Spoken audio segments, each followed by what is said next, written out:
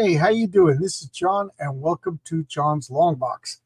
I'm so glad I learned how to do that. And this is Comics Great, and what we're going to do is we're going to talk about who the hell is calling me at this time of night? Oh, my landscaper. I have to respond to. Okay. Okay. 11 o'clock. My landscaper's calling me. All right, so let's talk about comics. Okay. RRTNZ. I'm just going to call him R. Asked if he could come on. So he's the one that got me to do it at this weird time of the night for me. Normally, I wouldn't be able to do this, but since I'm off work because of the old broken neck, I was able to accommodate. He lives in New Zealand, so this was the compromised time that we were able to work out. I hope he's not rushing out of work and like going to get himself in trouble or crash or anything. Hey, Matt, how you doing? How you doing, Matt? Matt Barr. So what this is Comics Great. This is my third one, and Comics Great is talking about great comics. So while we're waiting for Art to show up, I will, how about we talk about my comic book campaign. So here we got Heroic Tales. Only 4 more days. Only 4 more days can we get this comic. And then I will open up an Indiegogo on the closest Friday. It's being built right now. We're doing a couple of changes.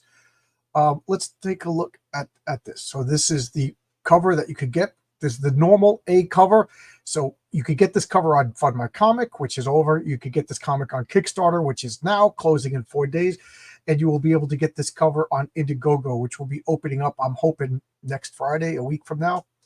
This is the black and white cover that a few people asked for, and then nobody seemed to got. This is the back cover as the front cover. I mean, I love this artwork. This is a Kickstarter exclusive. Oh no, this isn't the Kickstarter exclusive. This is the Kickstarter exclusive. As of now, this is the only way to get this. So this is closing down in 4 more days. This is just wonderfully whimsical Silver Age craziness. I love that. So here's look at the tiers. You could get a digital comic. I understand the people far away overseas, $10. You heard it, $10 for my comic, and I've been wrong about the pages. The regular story is 22, the backup is 9, so that's 31. 3 pages of edge are 34, 35 pages for $10, guys. Come on, $10. The variant cover, same price. The back cover. Oh, we got 5 people bought that. All right, for some reason I didn't think anybody bought that. Yep, 0 backers for the black or white. Okay. $20 for the pint glass, $20 for a variant of the pint glass, $20 for regular cover and variant cover, $25 for 3 comics. We got 3 variant covers for $25. Geez, I'm giving these comics away. $25 for a pint glass and 2 comics. I'm giving that all away. And that's my campaign. So, I like my face small. I don't like seeing my face big. So this is an invite for anybody who wants to come in and talk with me. I'm just filibustering until RRT and Z can show up. And we got a bunch of people watching already. So while we're talking, I am going to open up these comics and take them out of the bag. So here we go. It's a deal. It's a steal. It's the sale of the century. So I just got a real disturbing note from the post office that something from Australia is in LA and it's coming my way. I hope it's the cans of kangaroo meat and Vegemite that I ordered, but something tells me it might be The Elusive by Michael Bancroft. I don't know. I don't know which one's more disturbing. But no, I'm excited. That comic looks outstanding. So here is the link if anybody wants to pop in. Mike, Matt, anybody, Bueller? And again, out of courtesy for RRT and Z, who basically it was his pleading that got me to do the stream, and to do it at this time of night. So there we go. Oh, I might as well talk about this. This is not on any campaign page, but anybody who who backs my comic, you'll get a Heroic Tale sticker and a Patriarch symbol sticker. In case anybody's curious, here is the coin. You guys have no idea. As I drop it, you guys have no idea how much I love this coin. I am a freak about coins. Look at that. It comes pre-washed.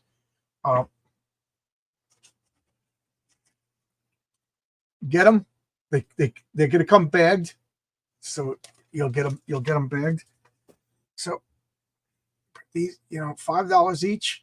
This is, I'm not really making any money on these, but I wanted one for myself, and they do a 300 minimum, so I had to get 300 of them, and then I made these because these take so long, and these took 2 weeks.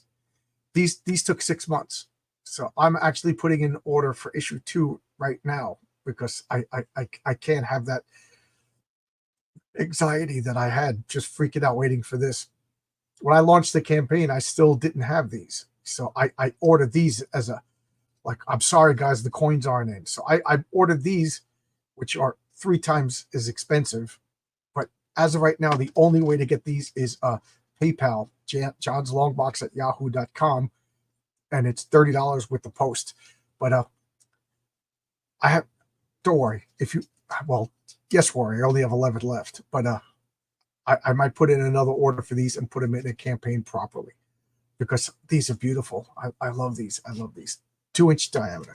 So that's all. I don't have a pint glass to show you. It's upstairs getting washed because last night I did drink beer out of it, and it makes all things more delicious. So again, anybody want to pop in? Michael, Matt, come in, talk some comics while we're waiting for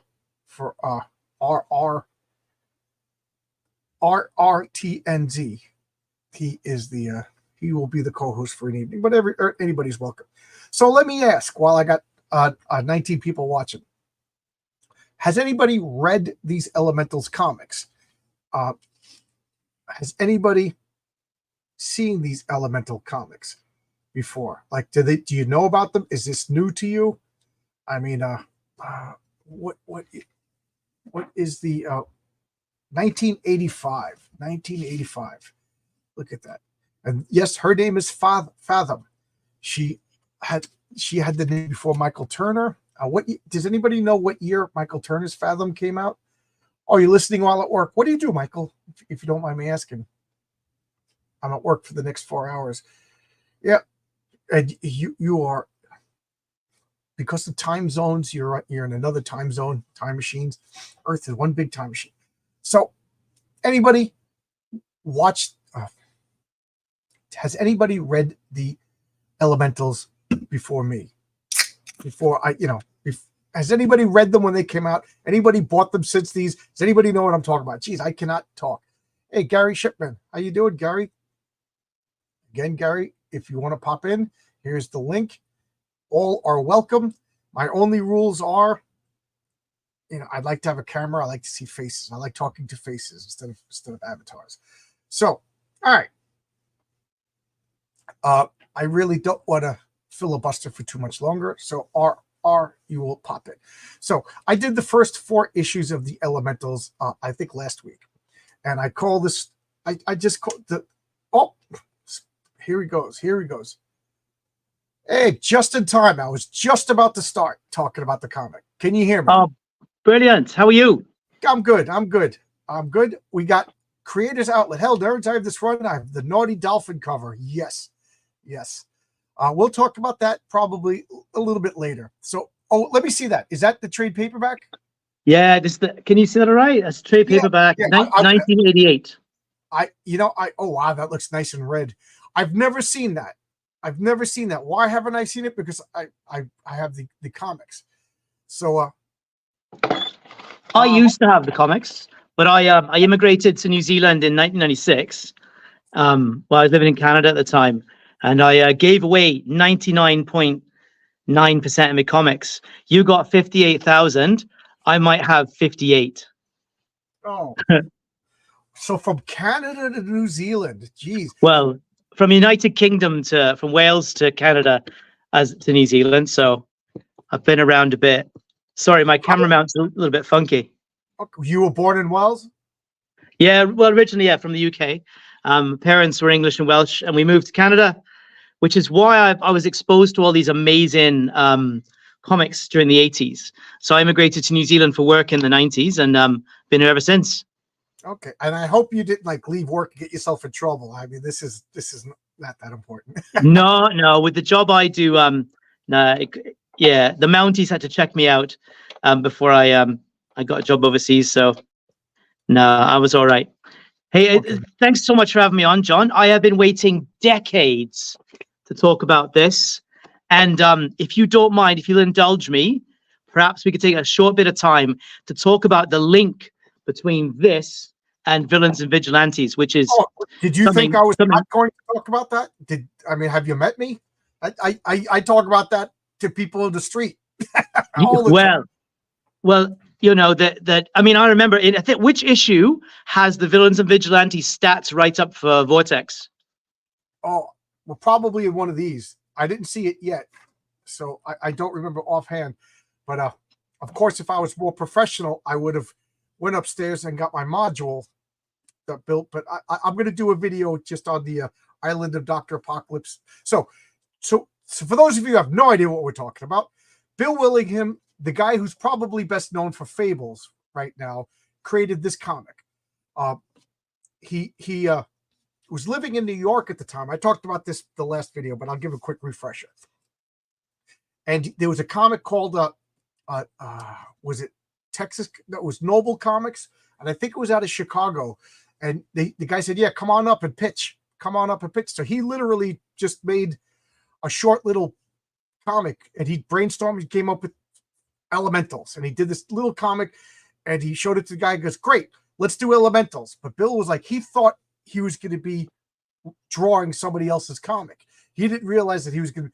So, you know what I mean? He's like, "Oh, quick!" So he scrambled, and now he has a comic. And issue 1, issue 2, and you'll see this. The bad guys in this comic are called the Destroyers, and the Destroyers were used as the bad guys in a Villains and Vigilantes module, a supplement that now I got to do a video on it. I'll probably do it tomorrow because I've been talking about it so much. For this game, Villains and Vigilantes, and if anybody has watched my channel, they know that I talk about this constantly as this is my role-playing, not mine. This is the role-playing game that I still play with my friends. Matter of fact, we're trying to get a game going this weekend. So I still play this game. And from that game, I created my superhero world that is in the comic Heroic Tales that's currently on Kickstarter that I was just showing. And these are the cards for the characters.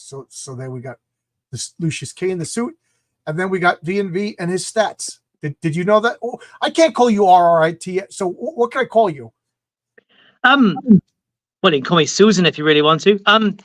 That's up to you. What would you prefer? I mean, Robert? RR or whatever. Whatever you prefer. I'll just call you R. So R. That works for me. I've got to look at that. I've got to look at that. Yeah. So these. Goodness gracious. Okay. So you've played Villains and Vigilantes? As I was saying, so I've sent you a DM the other day on Twitter because I was keen to talk about some of the game mechanics. I played that's the second edition you've got. Is that correct? Correct. I have the first edition, but I've never played the first edition. I bought the second edition, and I've played second edition V&V regularly between 1980 was it 82 it came out or 79? I think between the first edition. It's first edition, yeah. Second edition, which is what I just showed. Yeah. So I had that version, and because that used to come with Crisis at Crusader Citadel. Correct. So I played those with friends between 1982 and we kind of tailed off in about 86 because we got into other superhero RPGs. Heroes Unlimited by Palladium, which we were big fans of, and Champions, which is a little more versatile. But I had a real love for V&V because it was a little bit quirky. It was a little bit different. It had a lot of flexibility. It could be wildly unbalanced, but it was so much fun. And the charm of those initial adventures. Like, so I've got PDF copies on my phone: Island Doctor Apocalypse, Death Duel with the Destroyer, Crisis at Crusader Citadel, Force, to tackle a totem, Great Iridium Con, all those sort of early adventure, Most Wanted 1 and 3, because there ain't no 2. Yeah, there is no two. Opponents That always Unlimited. drove me crazy. I only have them. I haven't played V&V in 30 years. I only have them for nostalgia value because they meant so much to me. And when I picked this up, you know, I loved those old adventures. They were so much fun. And Did you yeah. have a character, or were you the GM? Oh yeah, I did. I did a bit of both. I What was your ran the game. character? Well, I had one called the Eradicator. So he was an android, and his chief power was Disintegration Ray, right? So I think he had android body, Disintegration Ray, was the body power or chemical power. So his primary focus was the ability to break down molecular bonds. So I think I had natural weapons, and that was about it. But his thing was he disintegrated things, but he could also turn himself into gas or a liquid because he could Nice. break down his atomic structure. And I think his adaptation, maybe because he was an android, but his weakness was that every so often he had to disintegrate something, or he'd start to lose hit points because his own molecules would break down. So yeah, the Eradicator. He was sort of an anti-hero. But So I had friends. my friend friends Mike he made this comic, Marshall Strong. This is his Villains of Vigilantes character. But guess what his first character's name was? Gosh, go on, tell me. I'm a bit slow on getting to them. The Eradicator. The Eradicator. Oh. Guess what Well, I'll have his to have to change it now. was? You know what his power was? Disintegration. Disintegration. He had Disintegration disintegration. Ray. Yeah, so Yeah. my first character was called the Silent Tiger. And he had Oh, martial arts powers and heightened expertise with nunchucks and everything. Because back in 1983, nunchucks were the coolest thing. And I've got some still. his weakness is he was mute. So the bad guys cut his throat when he was a little kid so he wouldn't be able to rat out on the ninja clan that killed his parents. And, so that was a lot of fun. So he had martial arts and weakness detection, and he was mute. And it was a lot of fun because I would talk, and Mike, who would run, you can't talk. Like he goes, you could talk to me to tell me what your characters are doing, but your character can't. And as mad as I got, because what was I, 14 years old? It became real fun workaround to deal with that. But what you said was that the game was wildly unbalanced. Well, okay. But that, to me, is So the charm of the game. that is the charm. So what I'm saying is, and so I got to ask a personal taste question for you then. So as a game master, I was not against people choosing a set of powers within reason, right? Right. Because the problem with the random rolls is you get powers that are almost contradictory or are wildly, that don't fit together very well. And sometimes that's fun. Other times it's just, it doesn't make for a particularly great campaign. So what's your take on that? I have some of the best characters we've ever had were randomly generated. Like my character, Silent Fury. Silent Fury, that was his name. Silent Fury. I love it. Silent Like Fury. Chuck Norris. So Silent Fury is totally random. So, like I said, some of my friend's character, Captain Warlock, totally just great. A bunch of my friend made up a bad guy called the Adversary, totally random. And these characters that I remember. But I also allowed, if you came to me, especially if you were a first-time player, like I want to play a guy that stretches, and you're not what we call munchkin. Munchkining, I don't know if you know familiar with the term. A munchkin, I don't know where it came from, but it's a derogatory term for a role player who just wants the most powerful character and nothing else matters. So it's just met some of those.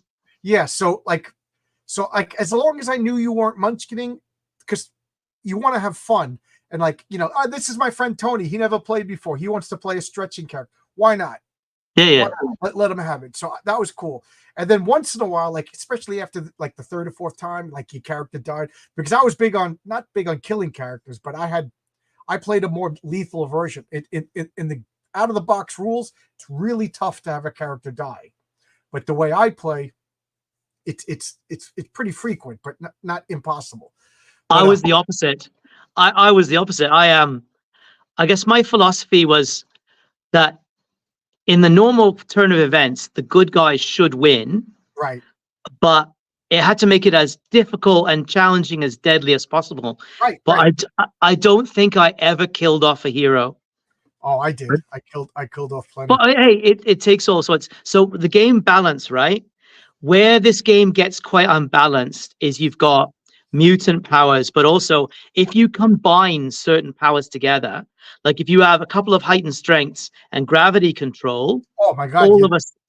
all of a sudden you're incredibly lethal, right? Right. To the point I had to totally rewrite gravity control because it was like force field was practically a weakness the way it was written in the rules. Yeah, And gravity control was unbeatable. So yeah. I had to rework. But I wanted to point this to back up what you just said. Note this third paragraph. I was just reading this earlier today. Players take the roles of superheroes, but unlike most role-playing games, in V&V, the character used by the player is himself with the addition of superpowers. So, according to the box rules, you're playing yourself with superpowers. So, I don't want to kill you. You know what I mean? The game is supposed to be nobody really dies. It's just, but that also opens up the argument of what is your charisma there, R? Well, that's the thing. I think you're a 7, and you think you're a 17. I've done that once. I was with a bunch of guys when I was quite young. We started a new campaign, and that's what you did. You took your real life stats. And I think I was 13 at that time, Right. So my stats weren't particularly high, right? Right. Another unbalanced aspect is growing powers. Any kind of increase of weight beyond a certain point, and growing powers gives you like there are loopholes where you can get thousands and thousands of hit points. Yeah, Right. and it's ridiculous when you got one guy's got 10, another guy's got 500. Right? It's very unbalanced. Well, I was going to say we had a team. My friend Paul, he played a character called Dreadnought. Dreadnought had robot body, so Dreadnought was a robot, and according to the rules, a robot weighs 2 to 5 times more than a human. So your hit points are largely affected by your body weight. So if you weigh 5 times more than a human, you're going to have at least 5 times more hit points than a human. Now, he also had heightened endurance, and he also had a robot body has heightened strength. So at first level, Dreadnought had 360 hit points. At first level. Okay? Now, my friend Jan, he played a character named Prometheus. And Prometheus, I love both of these characters for totally opposite reasons. Now, Prometheus, he had a trench coat and a fedora. And he had heightened intelligence, and that was his only heightened stat. But he had regeneration, like Prometheus. He could eat his liver, so he could regenerate. And he had flame power, but he didn't burst into flames. He could just generate fire. And he also had Prometheus is the god of fourth. He also had a heightened sense where he could predict the future with however many power points he spent affected it. So like he could concentrate. Clairvoyance, say. Yeah. Or was it cosmic awareness? Well, he had a heightened sense that he made up himself. So if he spent mutant power, like 20% chance, but if he spent more power points, he could. So he could exhaust himself and be like, I know what we got to do, but now I got to wait. So it was cool. Now here's the thing: he had 3 hit points. 3. He had 3 hit points. So now we had a guy with 306. But they were the greatest team ever because Paul, he wanted to beat everything up.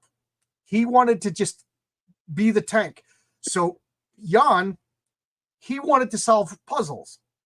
So it was great. So they were Batman and Superman. Yeah. So I would come up with a story that had like a riddle aspect to it, but I also threw some of the most powerful villains at them. So he would be like, I think I know what to do. We got to do this. Dreadnought, block the escape, let me go. And then he would go and like dissect the thing and solve the problems. And they were the awesome team. Now I could see like an inexperienced, but also keep in mind we were probably like 19 at the time. But if we were 14, I think there would have been a problem. We would have been a little bit too immature to handle. But that was all random rolling, and they became like the superhero team for like 10 years. You know, I would say like from like, well, maybe 5 years until I moved to Albuquerque. They were my go-to superhero team, you know, and it was a lot of fun. And I always say to people, Thor was on the same team as the Wasp. Yeah, this is true. 300 hit points. Wasp probably had 3. You know, this is true. This is true. Yeah, it makes designing a balanced campaign a little more challenging. but that's what you got to do. With 3 hit points, wow, that's a strike from anybody would have taken your friend out. Yeah, but he didn't allow him. Like Dreadnought was just like, "Are you there, buddy? I got this." You know, and he would jump in front of everybody. You know what I mean? It was a lot of. I really like the Prometheus Dreadnought team. They both got killed. They both died and stayed died. I'm that kind. And this, my heroic, my V&V world is one world. You know what I mean? So like, they don't come back. Although Paul's a robot, so it was easy to like download his program. Yeah. You know what I mean? Which it might have happened. He might have came back. But anyway, my friend Jimmy, his character had like 20, like the average superhero at first level has about 18 hit points. So yeah, 18 to 30. Character was weak even for a normal human. A normal human has 4. You know, so I love it. But now back to your question, I have what's called the finagle factor. So what I do is you roll 3 die 8, and I included a couple of extra stats that, like, you know, there's I talked about this before, but maybe it's time for another stream where I talk about my house rules for Village Vigilantes. But there's everything is the same as Dungeons & Dragons. There's intelligence, there's strength, there's endurance instead of constitution, there's agility, and then there's charisma. There's charisma, which is still the same, but I add will. So, you know, a superhero game without a will stat, I think, is lack. And then I add humanity. Humanity is how good you are, you know. And I got that from a Village from Vampire the Masquerade. Ooh. And then I have a wealth stat. So you know, and that's the only. To me, the wealth is the dump stat, but none of them are dump stats, and all of them are important. So I use all of those stats. I forget where I was going, but anyway, you roll those 3 to 18, and then you pick your character. So the way I do it is, so if you're at my house, you're playing. I might as well take this time to Michelle. In my campaign of Heroic Tales, it's at $7,000. I joked, but it's not a joke, that if I get to $100,000, I'm flying a bunch of people to my house, and we're going to play a role-playing game where they get to play their characters. So Matt Bauer will play the Soaring Eagle, and we'll stat out the Soaring Eagle. Rini will play one of his characters from Fiendish. Brian Bauer will be Wolf and Batsy because he can't sit, so he'll have a superhero and a sidekick. You know, Fabrizio Aiello will be Horace H. Hoover. You know what I mean? And then I'll role play the game, and then Renzo, my artist, he'll be the patriarch. You know what I mean? And RJ will be Thomas Valiant, and we'll sit around the table and I'll role play a game. Oh my God, I can't wait to do that. But anyway, so you make up the character, you roll out the stats. So you got to make up your secret identity first. You got to make up Peter Parker before you're Spider-Man.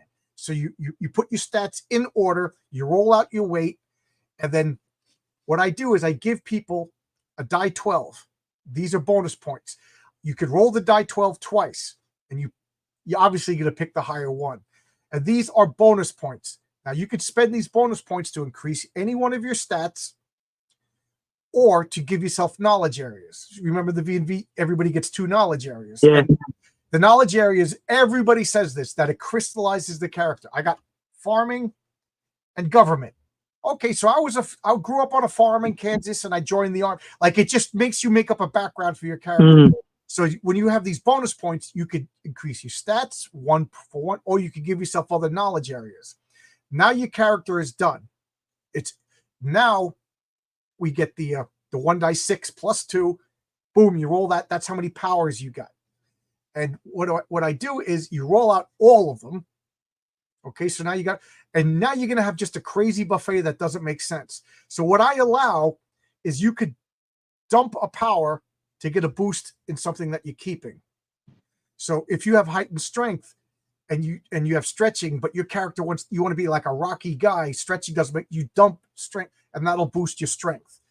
And then you whittle it down. So usually people have like 3 powers by the time they're done, but they're 3 powers with 1 or 2 of them have a double boost. And most of the people get the idea. It's better to have a character that makes sense than he breathes water, he has bat wings, and he shoots lightning. Just because I want to be able to fly. You want to have a good motif, and most people are pretty good with it. I've only had 1 or 2 people who didn't really get it, but they didn't really last long, and that's the way I do it. So I call it, there's a finagle factor.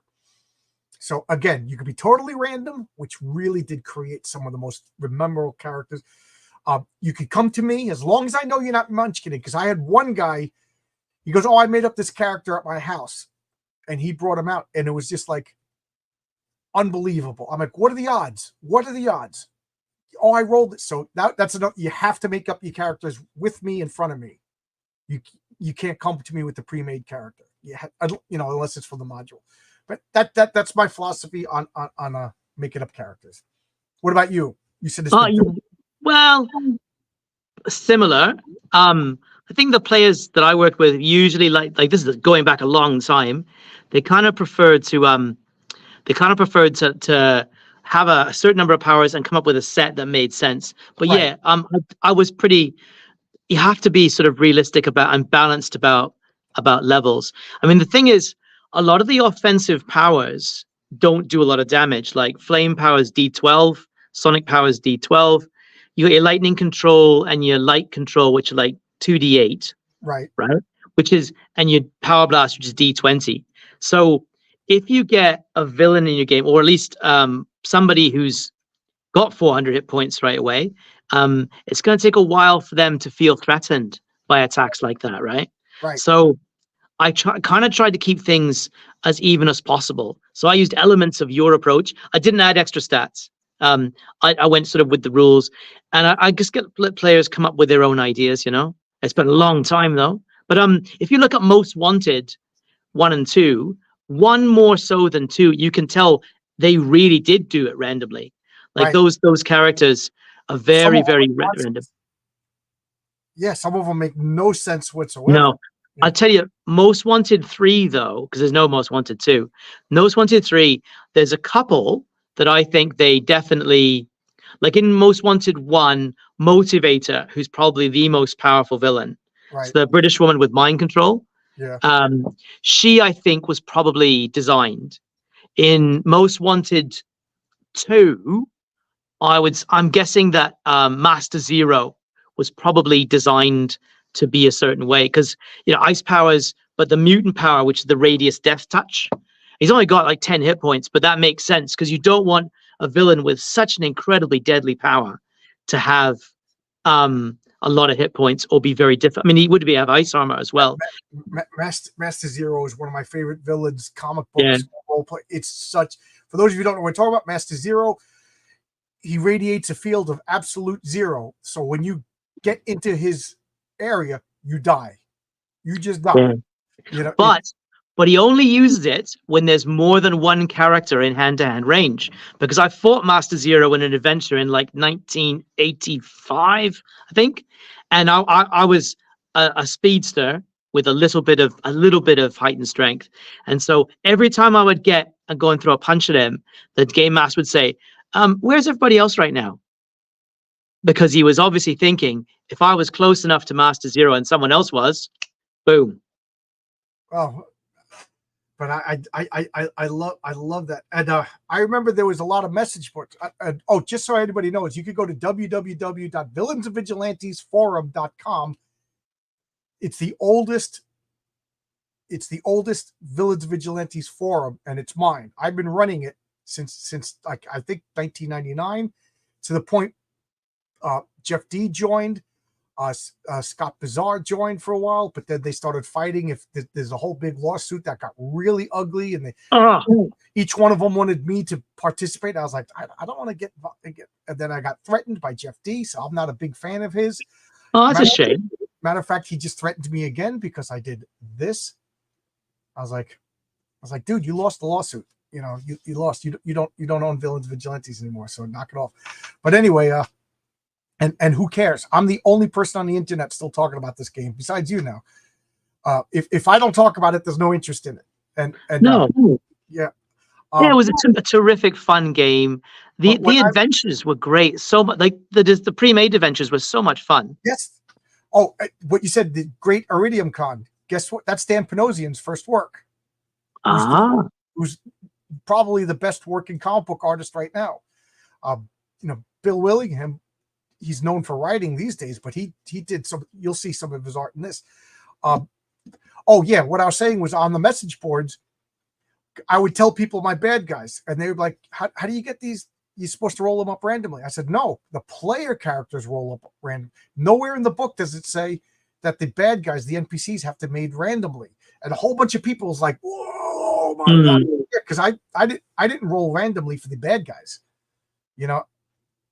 And that was like, oh my God. But I'm curious to see if you go to my forum, go to House Rules and look at my House Rules, because my House Rules are literally thicker than that. I increased I rewrote a lot of the rules for the powers. I whole cloth made rules for magic. Geez, I made up a bunch of new powers. I signed up to your forum in 2015. Oh wow, what's ridiculous. Yeah, I don't know if I can get in anymore, but I signed up as the Eradicator in 2015. I was looking through my emails. I recognize that. Crazy. Oh wow. Because it had an update, and that update killed it because that software, that program was really, really old. And every 3 years they would just hit us with like a bill that was like, at first it was $15-20. The last time we paid to renew it, it was $400. That's crazy. We were like, oh my God, like, but like, I just can't, like, I can't get rid of it. And I tried to download it, but it turns into code. So Paul said, let me try. Paul's the administrator. He goes, let me try this one thing. And he went with somebody else. And now we have it. There's a couple of tweaks we got to go, but it still works. Oh, and Gary Shipman wants to know, does this cover say something in the waves? No, it doesn't. We've totally derailed the Elemental stream to talk about V&V. Well, it's the origin. I appreciate talking about this. Yeah, the Elemental covers always stood up on the shelf. And I have to say, this is the first cover to me that looks like the Elementals, because the first four had like a really like earth tone, almost like pastel. Well, number one's blank. Number one's just a big white space. It's beautiful though. I love number one. I remember seeing it on the shelf and someone saying, hey, this has to do with Villains Vigilantes. And I was like, oh, I got to get that. Right. So again, I got into Villains Vigilantes, and then from the Villains Vigilantes, I got this comic. So in 1985, I was still making fun of my friend for collecting DC. So I was collecting Comico before DC. And I was like, this company's important. I would go out of my way to get anything published by Comico. And every once in a while, Robotech. I'll find something that I was like, wait a minute. I never, like, I just got a comic called about a frog, Ribbit, a Comico comic, a 3-issue series by Frank Thorne. It was great. It was fun. Amazon, another issue series that I didn't know about until about 4 or 5 years ago, about a guy who a reporter goes into the it was awesome. I enjoyed Elementals. I bought 30 issues of Elementals and second at Charles for 50 cents each. Ooh. Nice. So Comico didn't they have the license for Robotech as well? Yes. And Robotech at that time was huge. Yeah. The Robotech, it's funny because I talked with Kat Ironwood, is one of my first interviews. Oh, wow. And I misremembered because I thought she brought the Japanese comics to America. And she said it was Eclipse Comics, but we were both wrong. It was Comico with Robotech, if I remember correctly. It might have been Eclipse Comics. But anyway, let's open up here. So Oh, let me. This is issue number 5. This is the first page, The Natural Order. We got I already showed that this is 1985. Comico, a company that I absolutely loved. I'm trying to, let me just tilt this so I can get the whole comic in there. There you go. Oh, I'm going to make your page big. I just want to see the difference in the coloring. Sure. So we're on page 1 of no page numbers. So here you go. Okay. All right. I'm going to reduce it to see. I'm going to equalize it. Put it up again. So this is 1988. This was okay. The color is a little bit different. I'm always a little. I always think like when they reprint it because the paper's different, the colors always look a little bit more garish. Is the word I learned today. Okay, so here we got Ratman is talking with Lord Saker. If we remember, Becky, who is Fathom, just escaped last issue, and I just loved Bill Willingham's writing because it was at this time it was 1985, guys. Grim and Gritty didn't happen yet. You know, this was still Blue Sky Comics. This is kind of this is the sweet spot that I want my comic heroic tales to inhabit. Meaning, it's not quite Bronze Age Marvel where like Rocket Racer is just trying to steal you know, or whatever from the bank.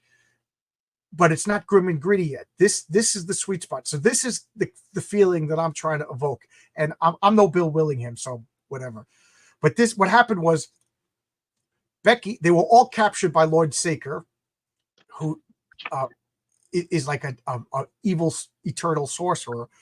And Becky pretended to be Ratman's friend for so long that he gained her trust. She went into the bathroom and then escaped through the toilet because she could transform into water. There you go. Yep. So that's what happened last issue. So Saker is like, you know, and here's Lazarus. Yeah. Isn't he? He's Lazarus. Yeah, he may or may not be Lazarus. Oh, sorry. He's Lazarus adjacent. Right. Sorry. I don't want to get in trouble. No. Bill Willingham was squirrely about it because he never said the preacher's name that resurrected him. No. Well, that going back to that, I wish I'd been on your first stream because those issues are so edgy, especially that one. Is it the Mean Seasons? I believe it is. Right. That's such an edgy issue where he retells the story of his resurrection in pieces, and you put it together, and Willingham lets you fill in the gaps. He doesn't tell you anything.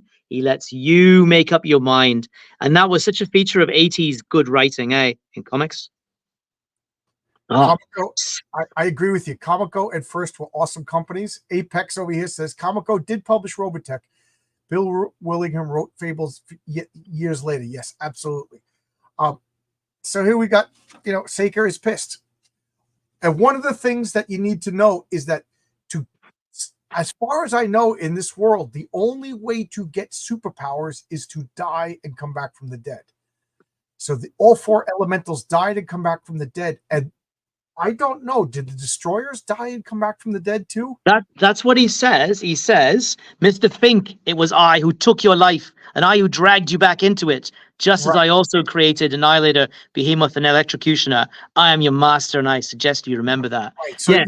That's it's the whole theme of the book, isn't it?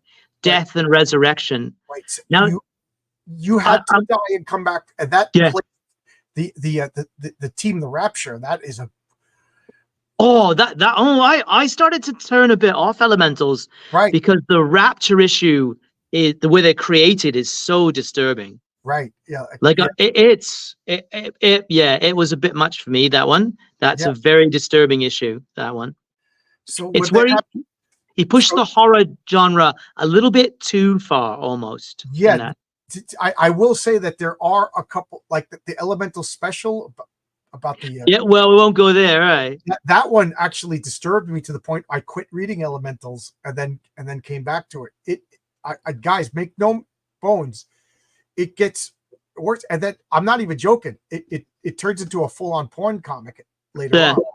And fair enough, Bill Willingham was already gone, but Bill Willingham was doing Coventry at the time, which was a full-on porn comic that was very disturbing. So I don't know what was going on, you know, in the late 80s, early 90s. There was people, I guess. This is something that I talk about now in the indie sphere.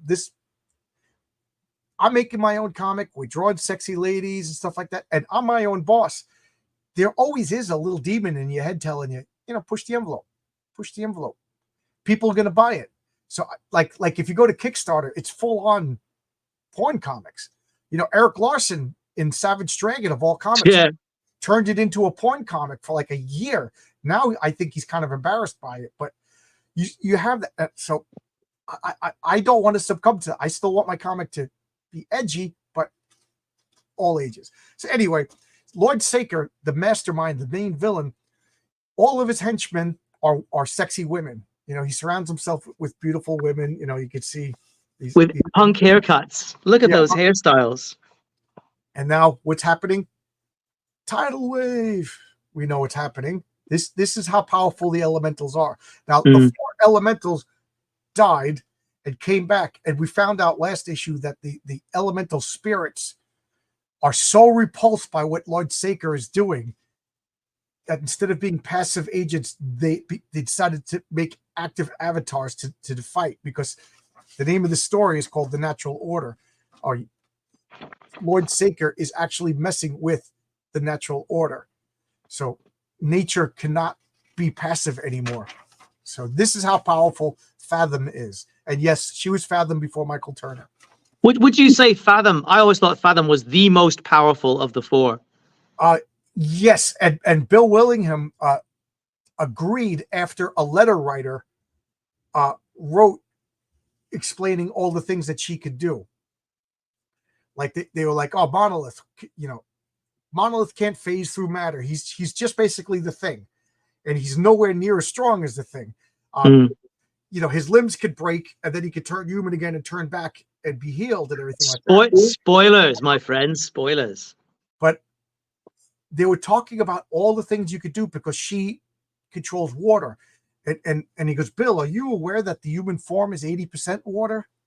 And Bill was like, these are very interesting. He goes, I agree with you. You don't have the letters pages in the trade paperbacks. No, I wish I did. The letters, maybe it's in these particular issues. But he basically agrees. Yeah, Fathom is by far the most powerful member of the team. And to me, Morningstar, the Flamer, she's always been the least powerful, or at least the least creative with her powers. Yeah, absolutely. I mean, Vortex, because you're doing issue 6 to 10 today, yeah? Correct. We're doing 5 to 10. So in the issue where they fight a fire, Vortex gets very creative with his powers. But Becky got Fathom. I mean, she is water. She's like, she can turn to living water as well. So she's just about unkillable. And of course, she summons the huge downpour, the rain in issue 2 or 3 when they're fighting on the island, and that downs all the takes all the helicopters down. Yeah. Becky is the most powerful too.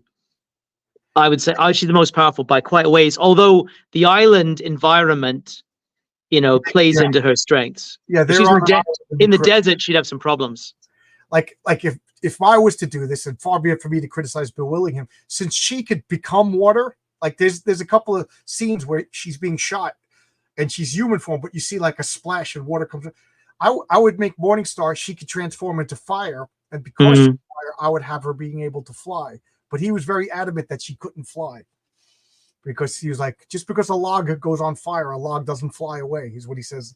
So anyway, check this out, guys. Talk about grim and gritty. Oh. This is, like, to me, like, this paved the way for stuff like The Dark Knight Returns and The Watchmen. She's killing all of these henchmen. And just so you don't think we're lying to you, you see the bodies. So here's Tommy Kazurka. Tommy Kazurka was a 14-year-old boy who transformed. And that's another thing. He's dead. He doesn't grow. He stays a 14-year-old boy for forever, So which gets very creepy when you get to the bits that are intimate. They get, that's a kind of a creepy, and I don't get creeped out by much, but yes, Elementals is not for the weak of stomach. No, I'll tell you, in the Death Duel of the Destroyers, Annihilator is probably the coolest of all the villains. Oh, I used Annihilator in my role-playing game.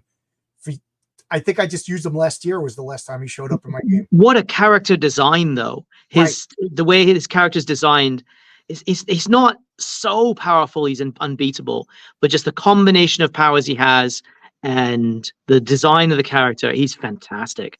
God, I keep talking about my triangle theory of superheroes and of course supervillain. So he's got a great name, Annihilator. His costume is simple and elegant, and then his powers in the Death to, they tell you what it is: flight, invulnerability, power blast, and disintegration rays. So he's just power blasted you, disintegrating, flying through. And this is Behemoth. In the comic, in the module, they make him more scary. In the comic book, they kind of make him a little bit more comic relief. Annihilator's an alien. He's an alien in the V&V module. Right. But of course, they change it to the supernatural origin for this. He's a soldier, I think, because he's an alien soldier. He's an alien soldier. Yeah, but in the comic, Seika refers to him as Colonel. Right. So I don't know. I mean, well, Vortex is a Vietnam veteran, which is a thing that appeared a lot in the 80s. It was 85. So Vietnam was still only 20 years old. Yeah. William did Ironwood, which was the sex comic. Yes, it was like a fantasy Dungeons and Dragons sex comic. Coventry was so I remember Coventry. Saucy. It wasn't. Yeah, Coventry. If I remember correctly, it lasted 3 issues. I don't know why it ended, but maybe I'll look it up. I'm not arguing with you, Alex. I don't want to argue with anybody. But in my memory, it was fully explicit. But maybe I'm wrong. But Ironwood was fully explicit, but it was tasteful. So I thought the elemental sex specials weren't really tasteful. They were like, no, they were bad taste, if there's any taste at all. Yeah, they were lowest common denominator. Tommy becomes the most powerful, yes, because he comes into leadership and intelligence. Yeah. There was an elemental role-playing game, or was a champion. It was a Villains Vigilantes module, but they never explicitly put the elementals in it. But in the pages of the comic, we'll see. Yeah, there are because the other thing, you're a fan of Thunder Agents, eh? Yes. And there was a series, because I think Comico published a bunch of Thunder Agent comics. You correct me if I'm wrong, but I remember reading one that had stats for Raven. Yep. And No Man in Villains and Vigilantes terms, and I know there was statistics. There was a V&V stats for Vortex because he had flight, air control blasts, and regeneration. Yep. Yes. In Comico, somewhere around issue 10, they did not Thunder Agent. They did a Justice Machine Elementals 4-issue miniseries, and then from that they spun out a Justice Machine series, and that also had stats. So that you could get but as far as the Thunder Agents, the very first Elementals comic, if you saw it, was Texas Comics Justice Machine Annual number 1. Yep. It's in here. Yeah, right. I had that one. It's reprinted in here. Yep. So that was the first appearance of I almost said V&V of Elementals, was in a Justice Machine comic that also co-starred the Thunder Agents. Yeah. Thunder Agents Justice Machine is one crossover. The Elementals take on Shapeshifter. And but what's interesting is that Palladium Games did the stats for the Justice Machine for Heroes Unlimited, because my mates and I played that too. And you could also get, there was I think it was a Champions module that had the DNA agents. No, that was V&V. There's a V&V DNA agents source book. It also had Super World or Champions. They had 2 sets. Yeah, that's right. I think you're right. I've got the PDF. I'll have to look at it.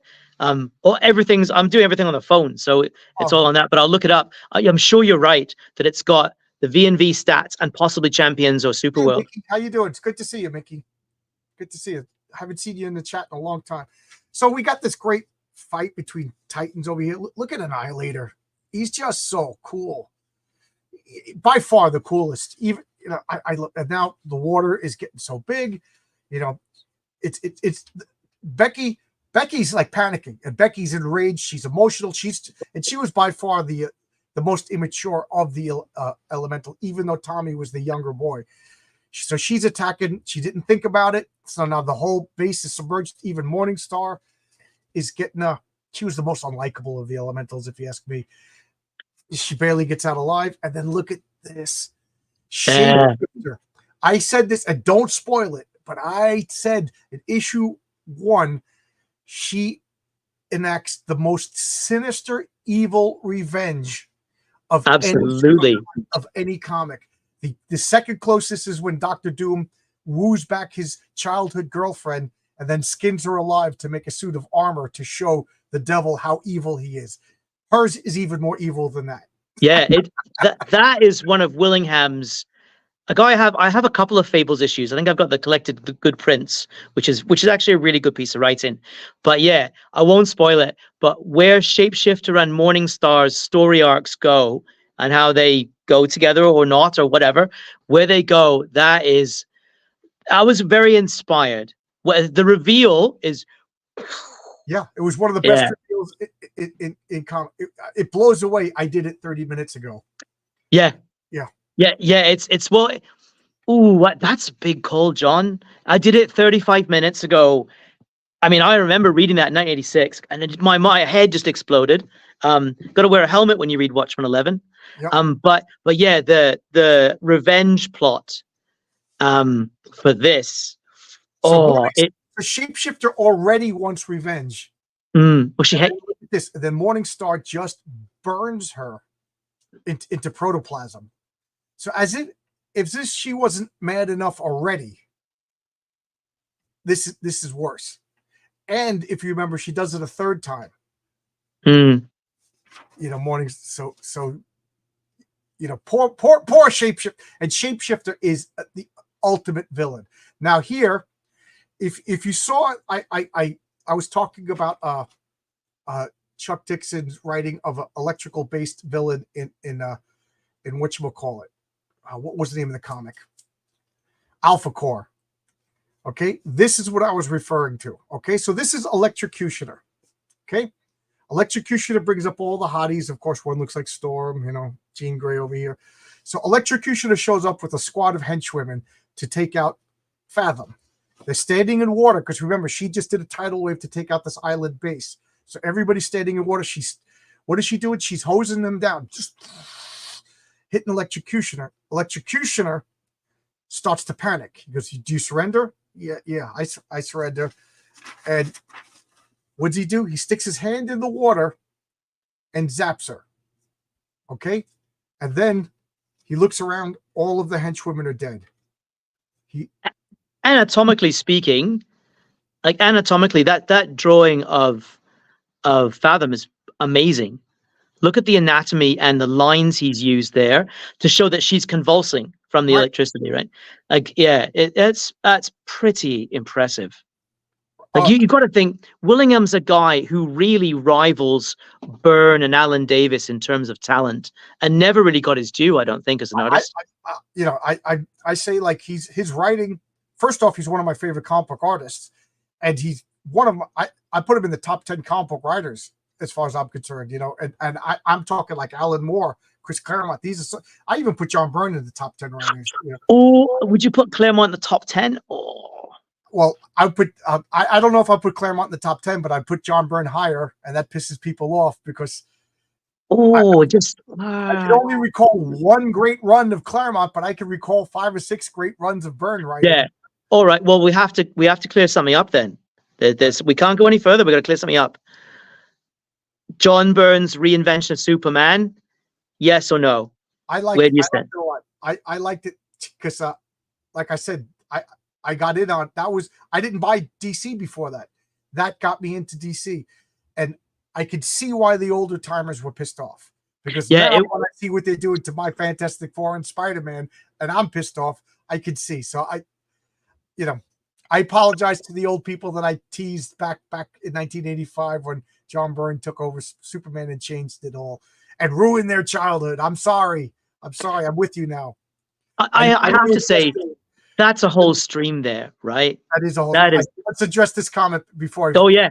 I remember that I remember what Shapeshifter did to Morningstar. Morningstar almost committed suicide. Merlin stopped her. Yep, that's how bad it was.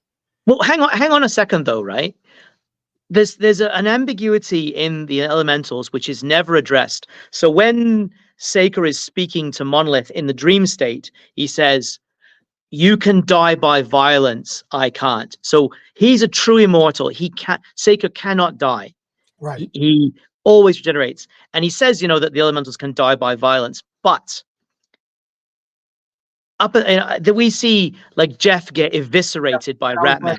Yeah. But he recovers. He should have died, right? So I wondered about that, whether that was specifically speaking true, whether they really could die, because in some of the injuries, when Project Sanction comes along, the injuries that both Tommy and Jeanette sustain, human beings. Story-wise, they have to be able to die, otherwise there's no tension. Mm. Like a 16-ton weight just crushes them. Yeah. They have to, but like as long as there's like enough mass left or whatever. Yeah. So look at this. So this is my argument. If you're an electrical based supervillain and they hose you down with water, me as an electrician, everybody says, "Oh, that short circuits you and you explode." But nobody really knows what a short circuit is. A circuit is a circle. Okay. So if I'm the source of electricity, if I'm your electrical outlet, and then a wire comes out from me, it goes to the computer, and then there's another wire that comes back to the outlet. That's a circle, even though it doesn't look like a circle, but it's a loop. A short circuit would be somewhere along that loop. There's a shorter path. So the electricity comes out of the outlet, but returns to the outlet, but without going to the computer. And then the computer also eats up a lot of electricity. So what comes back is different. So if it comes back full, it heats up, starts a fire, your house burns down. So that's what circuit breakers do. When they detect that the voltage coming back is exactly the same as the voltage going out, oh, it turns off. Now a short circuit interrupts that, blah, blah, blah. So if you're standing on the ground, so Electro standing on the ground, there is no shorter circuit because all electricity goes to ground. There's no shorter circuit than your foot to the ground. So there already is the shorter circuit. So spraying them with water, you're already touching the ground. The water doesn't make you touch the ground better. So there is no short circuit. So what they're doing is they're creating arcs. That's a whole nother thing where lightning, that's why we see lightning. And spraying water on something that's firing lightning isn't going to stop it. So anyway, long story short, Heroic Tales #5, you're going to see what happens to real electrical villains when they get sprayed with water. It's basically this. All you're going to do is let everybody standing in the water is going to get zapped. Unless so it's a conductor. You're saying it acts as a conductor, right? Unless it's absolutely 100% pure water, 100% pure. It's the impurities in water that conduct the electricity. Complete, and it's almost impossible to make 100% pure water. That's an insulator, but we don't have, like, the chlorine in your pool conducts, the dirt, everything else. Benjamin Soto, yes. If matter of fact, Vaughn Coleman, who has Galvanite for Phenomenova, he's been asking me electrical questions because not a lot of people understand electricity. And before I became an electrician, I didn't understand. So he thinks she's electrocuted. The henchwomen are all electrocuted, and we cut back to Behemoth. Behemoth fighting Monolith. Look, his jaws are smashing off. And what do we got? Annihilator just enjoying the fight. He's just watching the fight. He's got his hands behind his back, and then Morningstar attacks, and cut back to Lord Saker talking to some more of these super skinny women. I have a theory that comic book artists draw what they find attractive. Bill Willingham must like anorexic women. But there was an 80s. There was a whole 80s sort of look. I mean, when we get to that episode, there's an issue coming up which has a couple of different artists like Panda and a few others, and that issue is so 80s, so mid 80s. Like they could have been members of an 80s girl band. You know what they look like? They look like the backing singers. Do you remember Robert Palmer? Yeah. A Power Station. Yeah, Simply they look like Bananarama. Say if you take the uniforms off and put them in black dresses, Saker's Femme Army look like his backup Well, band. there you go. You have Saker, as Robert Palmer, and all That's the right. Well, Oscar Carreno, who's my buddy over here. He's the colorist for Heroic Tales, the Mary Sue story in issue 2, and Unheroic Tales in issue 1, and colorist and artist in my not so secret project, because I talk about it every time I talk. But great, available for work too. I recommend them. Very fast, very professional. But anyway, he's asking, is that John Byrne? No, it is not John Byrne. This is Bill Willingham, who's probably known better today as a writer than an artist. But back then, he was a writer and artist, and he's phenomenal at both. I will put him, me personally, he's in my top 10 favorite comic book writers, and he's in my top 10 favorite comic book artists. But yes, I could see why you would think John Byrne, because John Byrne has that like very rounded style. Like this definitely looks like, I could see why people would think this is John Byrne. And I could now that you mention it, I could see why I like it so much, because it's John Byrne-esque, but I love them both. You know Byrne's work on West Coast Avengers, yeah? Yeah. That the darker than Scarlet storyline. Where Scarlet Witch turns evil again. Yeah. There's an issue where she's got Wonder Man and a couple of other the Avengers sort of transfixed in her own power. And the drawing of Wonder Man, I thought it was Bill Willingham. I thought Willingham must have done the inks for that page, because Byrne's work looks so much like a Willingham drawing, like the roundness of the face, right? Especially when the eyes are blanked out. Very much, because Byrne was already established at this point. I wonder if this is Willingham, like either consciously or unconsciously influenced by Byrne. That would, my letterer Bill Williams is friends with Bill Willingham, and I keep every time we talk, I'm like, did you get Bill Willingham to agree to come on my channel? He's like, John, I'm lucky he talks to me, and I've known him for 35 years. But that's one of the first things I'd ask him, and then he would get mad. It was supposed to come down here once, because there is New Zealand sort of style of Comic-Con thing. I met Bill Sienkiewicz at one of them. He was amazing, really nice guy. But Bill Willingham was supposed to come down for one, I think 2012, and cancelled, and I was gutted because I wanted him to sign this. I was like, oh, I love your work. But did you see issue 1 is autographed by Bill Willingham of my comics? Oh, I met him at a local comic. It was a Rockville Center. In the Garden City Hotel, in the it's not even there yet. The whole hotel is, but it was a little Comic-Con, and he went in, and I talked to him. I was a little kid, probably like 13, 14, and I just sat down next to him and started talking. I don't know if he was annoyed or not, but he was nice, and I'll show you the picture that he was drawing. It's actually in one of these comics coming up. So he was drawing, and he was really pleasant. Then I went to Gary Con because he DM'd a game of Villains and Vigilantes, and if you went, wow. So I didn't get to go that year. So the second year, I'm like, I'm definitely going, but he didn't go. I was so mad to actually play Villains and Vigilantes with Jeff D and Bill Willingham. Yeah.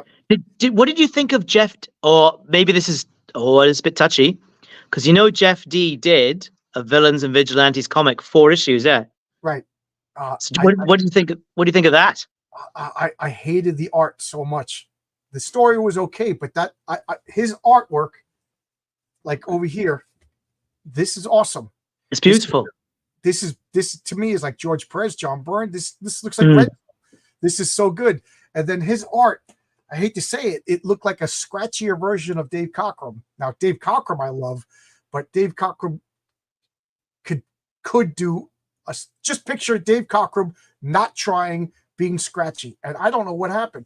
Like no, and then Jeff D did a 2.0 version of this rule book, and it's garbage. The artwork is garbage, and that's sad. Yeah, now that's so sad. He does Living Legends, which is Villains Vigilantes 3.0. I mean, I can't stand him. He threatened to sue me a couple of times. I don't like the man. God bless you. And I wonder if he even remembers. But everybody says he's a jerk. He goes around because he's a militant atheist. He goes around to like argue with religious people. Like, dude, you're no better than an evangelical going around and standing in front of somebody and preaching. You know what I mean? Like if Mhm. I don't know, I'm That's so sad to hear. I mean, he did great work on the the early versions of Dungeons and Dragons as well. yeah. That's really sad to hear. He's a At bit of one a point, bit of he an was one arse. of my favorite artists too, and he's just an argumentative, angry person. I don't know what you want me to do, but so now we got she beats them all. She's fighting. Why did Hey, he? I Why don't did he burn. sue me? Because in my forum, www.villainsvigilantesforum.com, you could see this is prominent. This Villains Vigilante badge. He gave it to me. He said, because I just literally typed out Villains of Vigilantes like in like whatever Windows, because I didn't think I had the right to use their stuff. He gave it to me, said use it, and then when I wouldn't, and then he's like, "Oh, I want to be an administrator here." I'm like, "Dude, this cost me like hundreds of dollars to update. You want to give me money? I'll make you an administrator." And he threatened to sue me. That's my badge. I said, "You gave it to me." He goes, "You can't use it." So I made it 50% bigger and said, "Sue me," and that was it. So then he threatened to sue me, and you could probably scroll backwards and actually see his lawyer threatening me and me just laughing. I said, go ahead, sue me. What do you want? What do you want? You want this website? I'll give you this website. Crazy.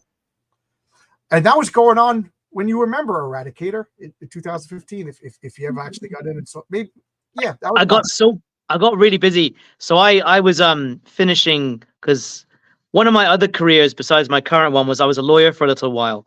So I went as a mature student, did law school, and I was just finishing then. So I was a bit busy. uh, But gosh, yeah, I didn't do much on your forum, I'm afraid. I wasn't very active. But it's I'll funny have to because talk to the admin guy and get back in there. that's okay. You want to get back in? I'll after we're done, message me and remind me, and I'll see if yours is I'll send you a password. That would be great. That would be fantastic. I love that. Yeah. So this is Morningstar just beating the crap out of everybody. I love that Behemoth could lift like 60, 70 tons, but he's scared of everything. Like he's scared of sharks, he's scared of fire. But then again, how scary would fire be? I don't care if you could lift 60 tons. When you see fire coming at you, it's normal. I like that. I don't burn. I didn't know that. So he's about to beat Morningstar when Monolith takes him out from behind. So now they're all getting together, and here we have Shadow Spear. So Lord Saker has been accumulating mystical energy for 2,000 years in this tower. So I think it's kind of brilliant because the whole time of like basic human history, magic has been on, magic was considered, fairy tales. It doesn't exist. Why? Because magic has been collected and gathered here. So right here, it's exploding. Magic is returning into the world right now because, magic used to be not common, but it was an accepted part of the world until Saker was hoarding it for his nefarious plans. Isn't he also extorting power Right. from demons in hell? Like Right. he's stealing that's what that's why the natural order, why those elemental spirits come after him, because he's threatening the whole balance of the universe with that collected magic. That you referred to before. Yeah, he calls it Shadow Spear, and it's going to be a weapon. And another brilliant thing that Bill Willingham did was he's like, "Oh, the elementals are attacking. I need more power." So he goes into this room, and there's demons in the room, and he's like, "Give me power." And the demons are like, "We don't want to give you more demons." He goes, "I control you. I summon you. I know your names. I'm gonna."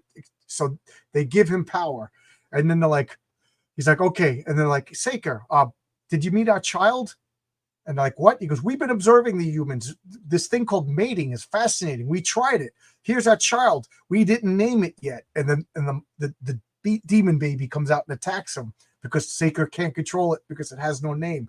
That's just the kind of logical craziness that Willingham comes up with. I love that stuff. Him and John Byrne always had like a realistic look at this absurdity, which again, it's not like grim and gritty, realistic, but it's like if you read Fables, you'll understand what I'm talking about. Yeah. When they geared up to fight the adversary, when they used magic carpets and they sewed them all together to make dirigibles and everything like that. You know, Yeah. Did you get into Dreadstar much? yes, I got it to Does- Dread, but I Doesn't read it out of doesn't all. this remind you a bit of Dreadstar? Not in terms of a derivative way, because Dreadstar used magic and technology and whatnot, but Right. doesn't it remind you both the kind of it's a little supernatural horror and superhero together, a fusion. Because I read Dreadstar as much as I could. It's fantastic. I mean, the first 30 issues are just genius. And this reminded me of Dreadstar, that Bullingham and Starlin were on that same vibe, you know? Well, I think it was just like think about what was going on. We had like The Exorcist a few years, The Omen, like horror, Mhm. and then we had the Superman movie. This was like the zeitgeist at the time, you know. And then Yeah, absolutely. we had the D&D, you know, the Satanic Panic going on. Yeah. Uh, this was everything. Like I'm trying to think like what would be the zeitgeist now. I guess gender identity or whatever nonsense. God. Let's not think about the zeitgeist of today. So Let's go back to 1985. So Alex says, yes, Shadow Spear goes rogue. Captain Cadaver. Right. And Oh. other superheroes and monsters and whatever start to show up. One of them being Captain Cadaver, who was a supervillain vampire. You know, literally a cadaver just wakes up and, you know, and starts attacking. It was ridiculous, but it made sense in the context of this world. So I love this. We have Jeff Murphy, Vortex. Again, simple and elegant costume. Mm. You have to Lord Saker, you know, using the air versus his magic abilities, fighting, and then they go, okay, let's do this like men, fisticuffs. You know, him being a trained soldier, and Lord Saker having 2,000 years worth of, you know, even if he practiced every couple of weeks or whatever, fighting. I love this. You know, Was Jeff a Navy SEAL? He was part of a SEAL team, I think. I don't know. I know he was a Vietnamese. He was a Vietnam soldier, and I forget. But the implication there is that he was a badass. I'll tell you what, though, John. I think he was a SEAL. I'm pretty sure, and that was before the current trope of every action hero was a Navy SEAL. Because it seems like in movies and comics and TV today, oh, so here's so and so, he was a Navy SEAL. But this is back before the SEALs had a huge. I mean, that Charlie Sheen movie hadn't come out yet, I don't think. This is before the SEALs had as much public perception. So it was kind of it was a bit of a racy thing. Because also Vietnam. I mean, this is before First Blood. No, this is after First Blood. So Vietnam in the North American perspective was still a very contentious thing. You know, like the Punisher was a Vietnam vet. You know, yeah. Like Vietnam vets. Like my buddy Mike, who made this comic that I was just showing, his father-in-law is a Vietnam vet, but he's an old timer right now. This is, 45 years ago. He wasn't, you know, my father-in-law wasn't an old timer back then. He was still a young, scary guy that I didn't want to mess with, you know. So I love this. Jeff gets the upper hand, like the fighting. Jeff uses his powers after he said he wouldn't. I just love that Saker is such a duplicitous bastard that he just thought that Jeff was such a goody-goody. So he trusted him that Jeff wouldn't use his powers. Jeff uses his powers and throws him into this egg, and the demons, especially this one that doesn't have a name, takes him, seals up this egg. And I love this. This is just like I'm so glad you finally come home, Saker. We welcome you. We shall devour your flesh. And once it grows back, we'll do it again and again. And then the demon addresses Jeff. He goes, all of hell is eternally grateful, Mr. Murphy. With Saker disposed of, soon every demon in existence will be back to full power. You know, and he's like, terrific.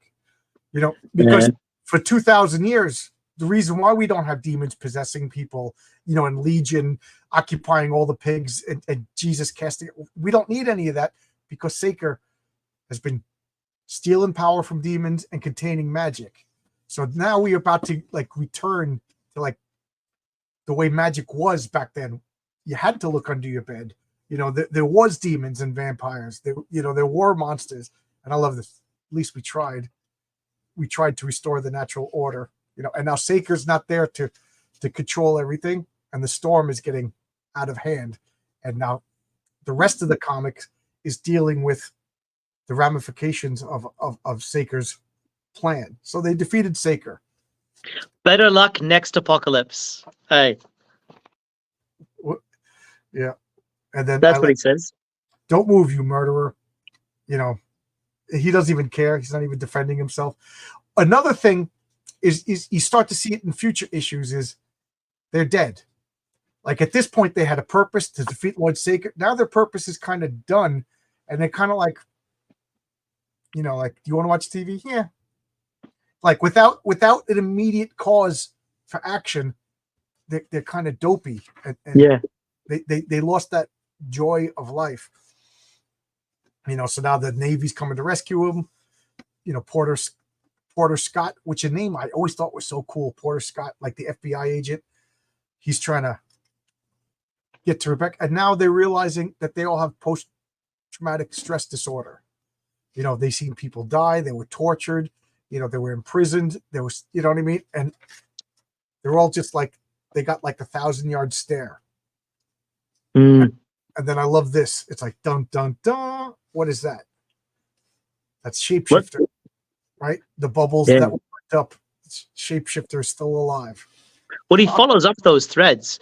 Like he follows up the thread of Saker, who turns up again indirectly later on. Shapeshifter turns up again later on. The Shadow Spear, its effect, contaminates the world for issues and issues. And then in some really neat ways, as well as disturbing ones. But again, this comic is like, if you're squeamish, there are things that are going to bother. Yes, Jeff was a helicopter pilot in Vietnam, so I don't think he was a Navy SEAL. I think he was. Well, hang on. He was a helicopter pilot for a Coast Guard. Like he was a Coast Guard pilot, which is how he dies. Right. I'll have to look through the book. Yeah, I don't remember. Maybe I don't know. I'm misremembering it. But here's the cover: the Robotech Mage, which to me was another super important comic. You know, Mage. I love this. This is what introduced me to Matt Wagner. So I'm gonna put this comic over here. Where's the next issue? Where did I put them all? Oh, okay, right here. Jeez, we've been talking for an hour and a half, and we just went to one issue. Where did I put them?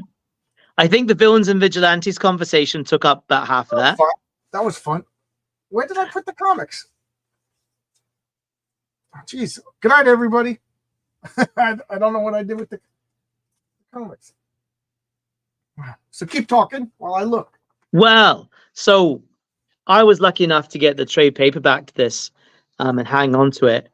It is a really superb bit of work. And if you like superhero, a little bit of supernatural horror, not sort of Constantine, Hellblazer type stuff, but if you like superheroes and you like supernatural horror, this is good stuff. It's nice, streamlined. The writing's good. The characters talk like adults. They don't talk like children or the sort of ridiculous dialogue you see in today's comics. This is really wonderfully written, and they interact with each other in very adult ways. They fight, they argue, things go wrong, they have issues. It really is. Yeah, it really is. Well, in issue 2, when Monolith and Vortex kill Annihilator, right? You know, Vortex makes that comment, oh yeah, let's find some more so Tommy can add to his body count, right? You know, there's a lot of adult sensibilities in this, but at this stage of the comics development, as John has said, it hasn't gone too far. But whether it's Willingham, whether it's the other editors or writers, the comic goes in some very strange places, and there's some very, very dark stuff coming. Like this wasn't Comic Code. This was only given to comic book stores. So Comic Code, I think, was the first company that only went to comic book stores. So they could have nudity, they could have violence, they could have whatever they wanted. They were limited by what they thought they could get away with. And Bill Willingham, guys, this was really edgy for the time. Oh God, yeah. This Yeah, is this is 25 years ago. Oh my God, I can't believe it was that long. 1985. What? How? 15? that is 39 years ago. It's 39 years ago. Oh 39 my. years ago, yeah.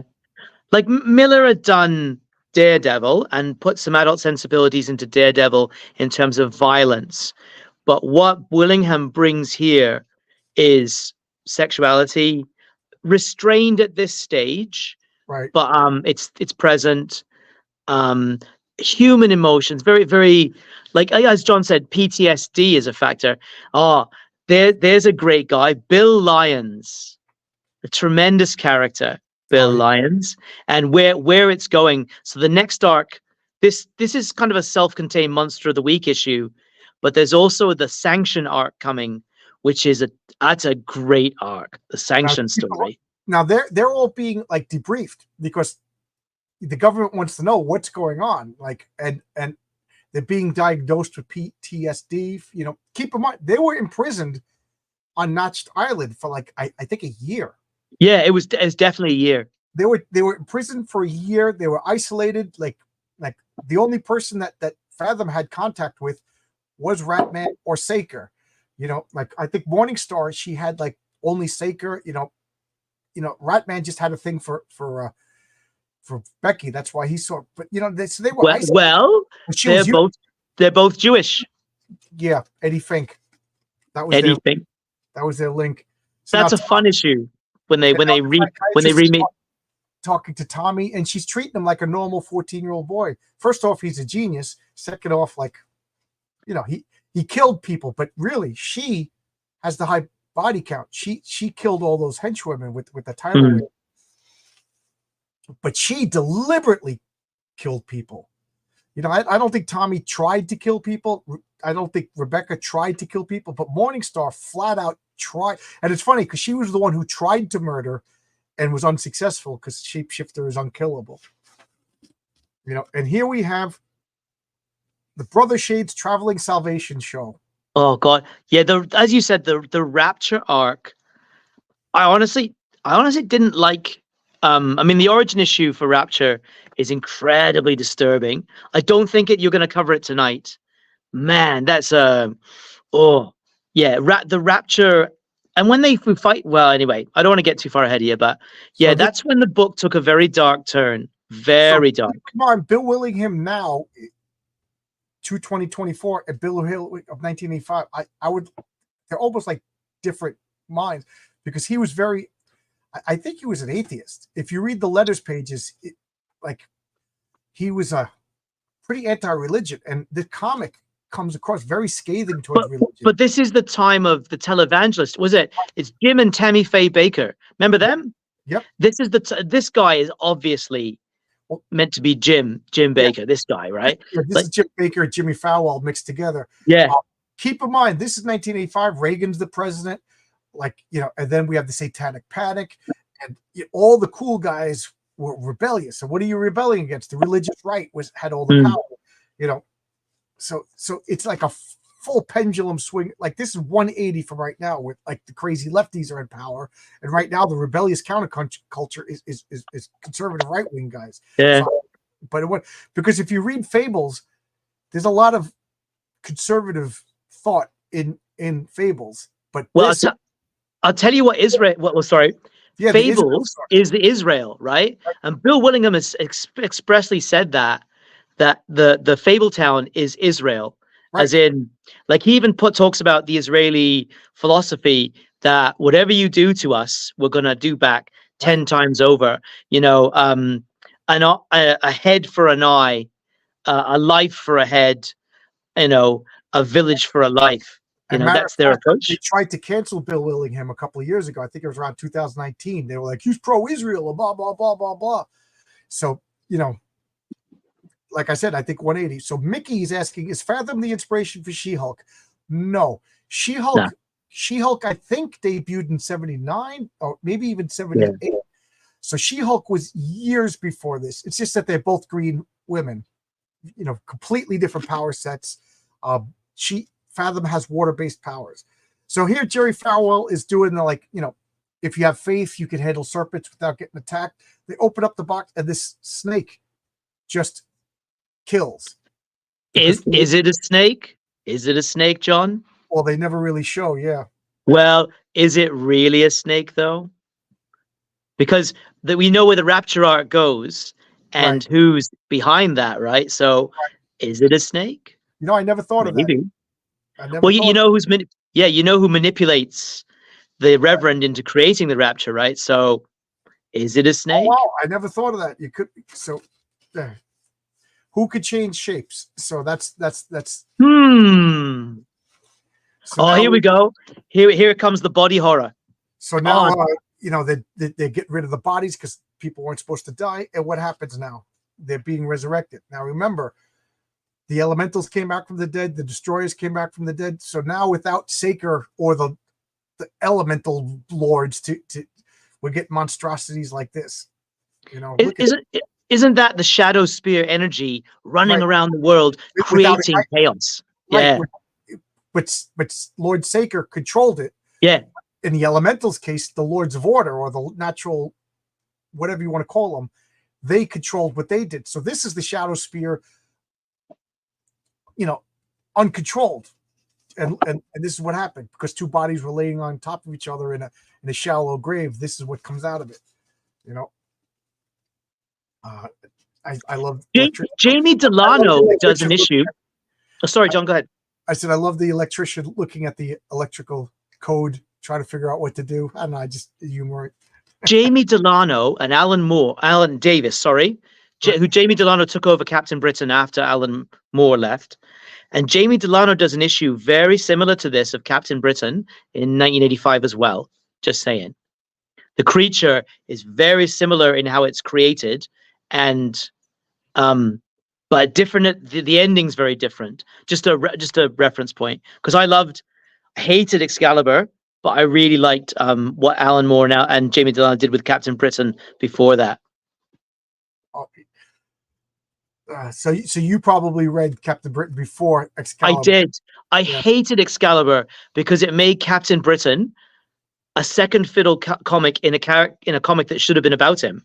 That really it was Claremont and other writers just writing X-Men 2.0. Right. And what was the point of that team? They had Phoenix. They had Rachel Summers, who when the plot required it, could defeat Galactus. It was a ridiculous book. People loved it. I know I'm in the vast minority here, but I hated that book because Captain Britain under Alan Moore and Jamie Delano goes through an incredible arc and becomes a really strong character. I'm not talking about physical strength, but a strong character in his own right, and then is completely turned into a buffoon and the butt of all jokes by the right of Excalibur. I hated Excalibur. So I'm very much on the outs there with people. Well, you know, the Americans, because that was our first experience. So we did, you know, although Captain Britain a few times, like he showed up in Marvel Universe, and then I got the trade paperback of all the British comics. So, but that was after I already read Excalibur, so I have a different. Well, the Alan Moore run is incredible. It's just check to make sure that that is the Alan Moore run. It was one of Alan Moore, then Jamie Delano. It was one of my only few comics where the heroes were willing to kill bad guys. Heroes were yes. This comic, because keep in mind, I didn't like the Punisher at this point. Because superheroes were blue sky. Superman doesn't kill. Batman doesn't kill. The Fantastic Four don't kill. So in this comic, I was willing to go along with the concept that these superheroes wanted to kill, because look at how much it disturbed them. They killed, but they were imprisoned. They had no communication. They didn't know their powers. This was a demon. Basically, Lord Saker was Satan himself. The stakes were high, and they were inexperienced. They were also suffering from isolation and just imagine like these captives in Palestine right now, all of a sudden get released with the machine gun. They're going to shoot anybody who stands in their way. They were psychologically disturbed. But at this point, they were getting the help and everything like that. And then later on, they decide we're going to kill villains. It was like the villains they face, the villains they face are not. Trying to think of like a an ordinary type Spider-Man villain, like who's got a superpower. So they don't face villains like Electro, who just wants to knock over a few banks. They don't Right. face villains like even guys. I'm trying to think of a good Avengers villain who'd be sort of like Kang. Kang wants to control the world. They send him back to his own century. Blah blah blah. They fight supernatural horror villains who are really disturbing. And when we get to the Chrysalis issue, you can see some H.R. Geiger type alien sort of Right. designs for the character that are really disturbing. Like And this so- this monster of the week, it's killing and eating people, and they're hinting that like the soul is trapped in it. So it's Yeah. like there's no escape, and here we got like here is a Rebecca, like Tommy, he's learning meditation to deal with everything that he went through. Jeff is just like, life has no point. They're like bipolar. They have no reason. They're dead, and the beings that resurrected them gave them a purpose. And now that this purpose is fulfilled, they're living zombies. He obviously likes Rebecca. Everybody likes Rebecca, but Rebecca is just like sitting in a closet crying, because Robotech. Robotech. She can't deal with the fact that she killed all of these people. She's just laying in bed like, I should be sleepy, but I'm not sleepy. And then I love this. This monster. She was very abrasive. Now was she a police lieutenant? She was a police lieutenant. Yeah. Yeah. Now was she Detroit? Because I think she was a Detroit police detective, because there's an issue where her death, she was burned to death in a building that was set on fire by a criminal she was chasing. I think that's her origin. You can correct me on that, but yeah, she's a very abrasive character. But you got to think, at the time, 70s and 80s cop shows with women, we had Cagney and Lacey and stuff, but female police at the time in the popular culture media, like in the TV, were quite abrasive characters. Not girl bosses that we have today, but they were tough, abrasive, like Hill Street Blues. Tough, abrasive female characters, but smart and determined, and that's what I sort of saw in her. But yeah, she is very unlikable. They made her unlikable on purpose. You know what I mean? I thought it was actually like brave. Like she's not a Mary Sue. Not she's so not a Mary Sue as we see. Unlikable. And I love this. The guy opens up, he sees the monster, and and it's like hinted that this guy is just like suffering. It's like he's not just dead. He's magically, supernaturally bound to this creature, and then the creature's intelligence. Yeah, I'm right. He has all of Quentin's memories. Quentin being just the guy. So now he's talking to him all. He's like, what happened? So he's like, oh, it hurts over here. Can you help me? Just to lure her close enough to pull in another body. And here she is getting absorbed. It's like there's no escape here for this. It devours your body, your flesh, and your soul, and this guy's like losing his mind. Hang on, so turn the light behind me. I love this. This he's trying to pull this female agent out of the body, and she's like, I'm trying to fight. Here, let me help you. And now she is trying to pull him in. That's Porter Scott, eh? Porter Scott. Bearer of shadows. Yeah, and it's funny because Tommy Kirk is into what names mean from this comic. It started a lifelong. I'm into what names mean from this. And she's just not pining away, but like, I can't sleep. What am I going to do? Like, nothing means anything. And I love this. Boom, something happens. Her costume immediately pops on. It's like their version of Unstable Molecules. It's ectoplasm, I think Bill describes it. Yeah. The costume is made out of ghosts. I'm going to put a hat on so that the reflection from my shiny head doesn't blind the people watching. And now they open the door, and here's the monsters. We got Robotech. And then she has like the perfect power to this biomass. It's like the Thing from John Carpenter. And they're all screaming, oh my God, they're still alive. What do we do? That probably was an inspiration for this issue. Probably. Oh, fantastic. Look at it. Look at that artwork though. The Yep. shadows, the use of dark and light and the shadows and stuff. It just creates such an atmosphere. The Elemental is such an atmospheric book, don't you think? I forgot how atmospheric it was. Yeah, and then I love this Tommy that's trying to suck him in. Boom. Yeah. You know, it's fighting. She's hosing it down. Like I love like his costume gets dissolved. You know, it's just it's like morphing. It's like it's made out of like warm. His Porter Scott hasn't been fully embraced. He pulls him out and saves him because he's the dreamy FBI love interest character. He can't die just Oh, yet. he's very important in a couple of issues' time. Yep. And then I love this. They trap him in this room, and they just Monolith is holding the door shut, and she just summons water, and they're killing it. They just drowning it. They determined that it has like biofunctions. It's metabolizing stuff, so they're just gonna drown it. And the pounding stopped. He goes, yeah, but I wouldn't open up that door until we're sure it's dead, really dead. And again, they decided to kill it, but it was kind of Colin Powell there.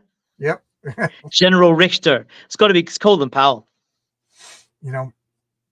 He just, and then the government machinations are showing up, and I keep looking at the letters. You don't have the letters, huh? No, I mean, as I say, I don't have any of my elementals. As I say, 99.9% of my comics I gave away to friends when I left Canada for New Zealand, and that was nearly 30 years ago. So I have, a few issues I picked up while I'm here. I've got a bunch of trade paperbacks of stuff I really loved. I think of my original collection, I have like one or two, including like my favorite comic of all time, my favorite single issue, which is Alan Moore's Miracle Man 15. Number 15. That's one of the best comics ever. I did a video on that, and did you? That was impossible. I've got to see it. I'll have to find it and watch it, because there is that issue. I think you could stream for days on that. Just that one issue alone. I mean, the whole series of Miracle Man by Moore is genius. Like, I think that's Moore's peak. I think it's the best superhero stuff Moore ever did.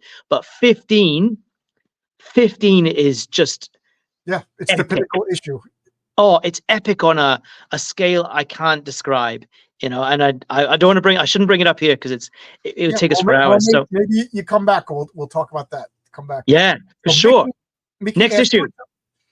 Mickey says, "Who took over the IP for Comico? I need to read these." Well, that's the sad problem. Is Comico? I forget the exact story, and I'm sure I'm getting it wrong. But I asked Chuck Dixon this himself, because Chuck Dixon had a comic called Evangeline, and that was one of his first comics, and it was his first original IP. But Comico, they went into some debt. Chapter 11, maybe. And the owners of Comico sold these rights to other people, and Chuck Dixon didn't know it, and Bill Willingham didn't know it. So Bill Willingham got screwed out of the Elementals, and I think because of that allowed Michael Turner to use the name Fathom. And Bill Willingham is still bitter about it, and I don't blame him. I saw he was on Twitter, and he posted him drawing an Elementals. So I got excited. So I said, Bill, does this mean Elementals is returning? And it was very snarky.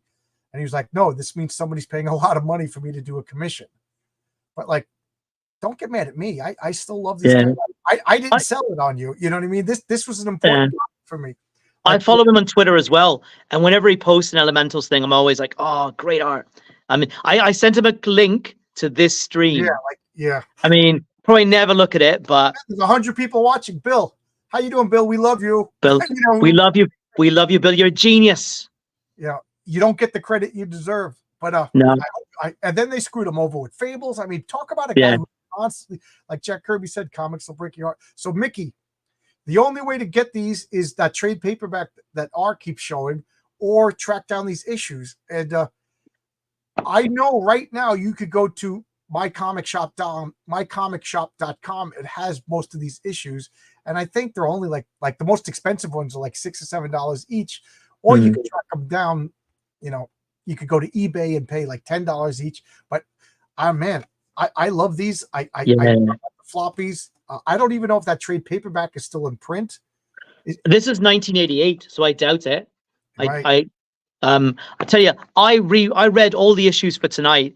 Did my research, issues 6 to 10, but all electronically. Like I don't have any physical copies of these. So if you want to just read the stories, you can. They're all there. There's like Read All Comics, and there's 1 Million Comics. There's all those websites you can read stuff electronically, but physically getting them, I don't know, John. You would know better than me. I got these as they came out. This is literally, you know, this is how meticulous I was. I bagged them and bought them. You know, this bag is probably 39 years old. This tape is probably 39 years old. You know, but this is a really good issue too. This one, although, yeah, this is a very superhero-y issue in some ways. But Oscar, I'm the one who loves Excalibur. You're not the only one. A lot of people love Excalibur. It wasn't my favorite. To me, it was very British, and British sci-fi is not the same as American sci-fi. I've got to say, it may. When Claremont wrote it, it was an American person's perception of what being British is like. But to British people, I'm not so sure. Being one myself, yeah, I wouldn't think. There are things about it that seem British, but really aren't. Whereas when you read Moore and Delano's Captain Britain, British characters written by British people, yeah, that works. But hey, I gotta say, the people do Americans very well, but the Americans don't do very well. Yeah, people like what they like. I got no issue with that, right? Hey, if you like stuff that's different from me, no problem. Respect all opinions, all tastes. But God bless you, Oscar. I forgot the point. Oh, I was gonna say, I don't believe that there is a Welsh. I think that I see that language. It makes no sense. I speak Welsh. Is it really a language? Dwi'n siarad Cymraeg. Right, but you spell that like QPW9. You know, it's the weirdest written. I speak Welsh. My grandmother. What would you like me to say in Welsh? What's that? Rhywbeth in Gymraeg, so something in Welsh. What do you want me to say? I don't know. I'm making a joke, but it really is.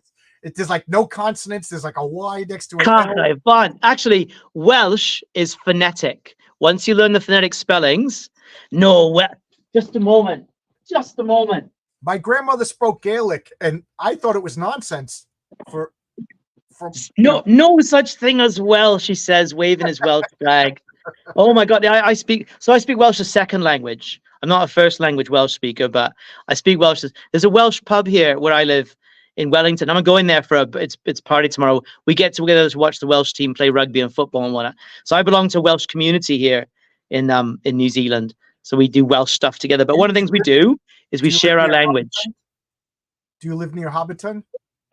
I was an extra in the first Hobbit movie. Oh wow! True story. See what Alex is saying there, right? What happened to his sister was written by Jamie Delano, who is British, right? That's before Excalibur, right?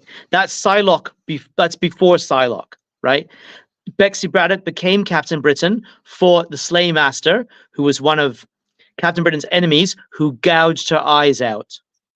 And then Captain Britain crushes his head with a big boulder and kills him, right?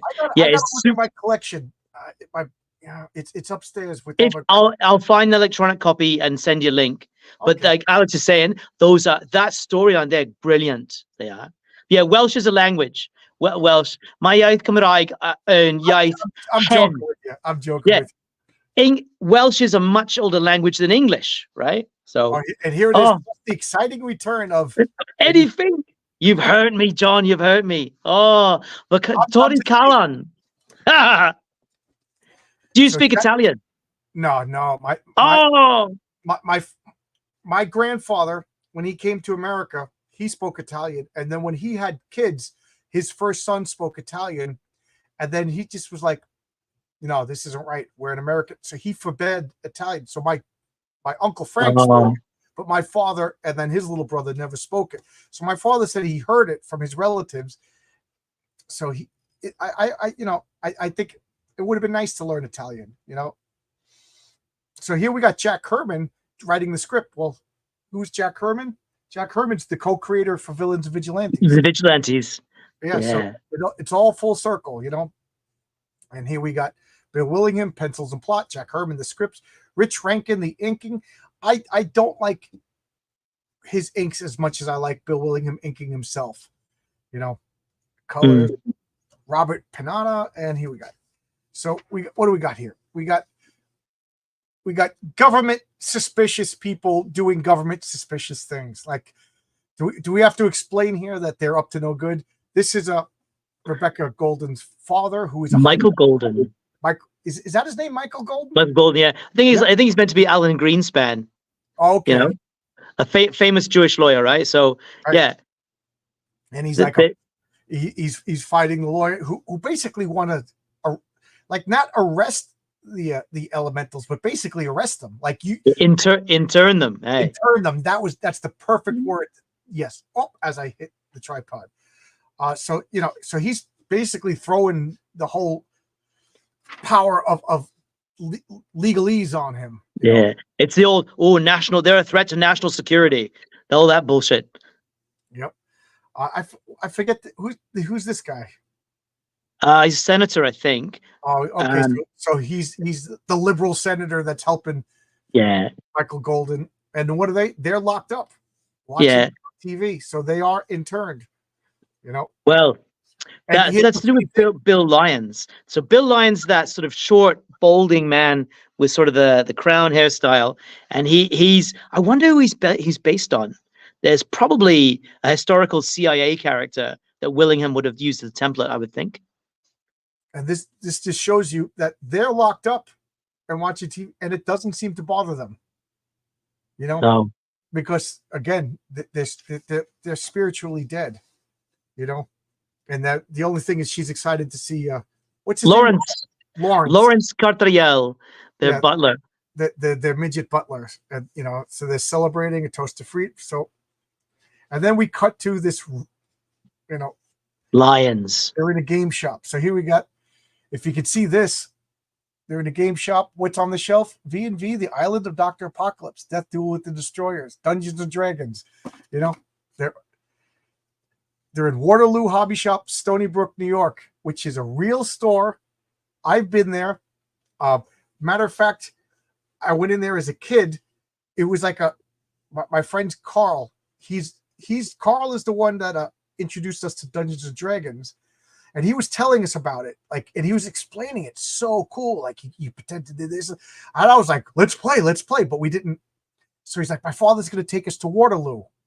And I remember we drove from Nassau County to Suffolk County. It's like a 40-minute drive, but to a little kid, we drove 4 hours upstate. You know what I mean? And we went to Waterloo, and it was this little hole-in-the-wall role-playing place. And while we were in there, Jeff D., Bill Willingham, they were drawing. I remember talking. So this, keep in mind, when I'm talking about Waterloo, this is probably 79 when I went there as a kid. But I went there on and off. You know, for a while. So this is a real place. This is a real hobby shop. And what are they doing? They're talking to this guy. You know, he's like, we need this guy. He's knocking everything off. He's like Urkel knocking everything off. And he's like, are you sure, Bill? This guy's a jerk. And he goes, trust me. And you know, they just start talking to him. It's almost like that Voight comp test and Blade Runner. A series of words, and he's just like, what? You heard me, Mr. Milton. I understand. Who do you want me to kill?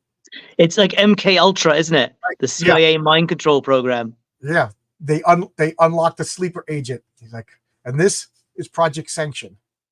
You know, he's his perfect cover is he doesn't even know he's a killer. It's like I said, this is 1985.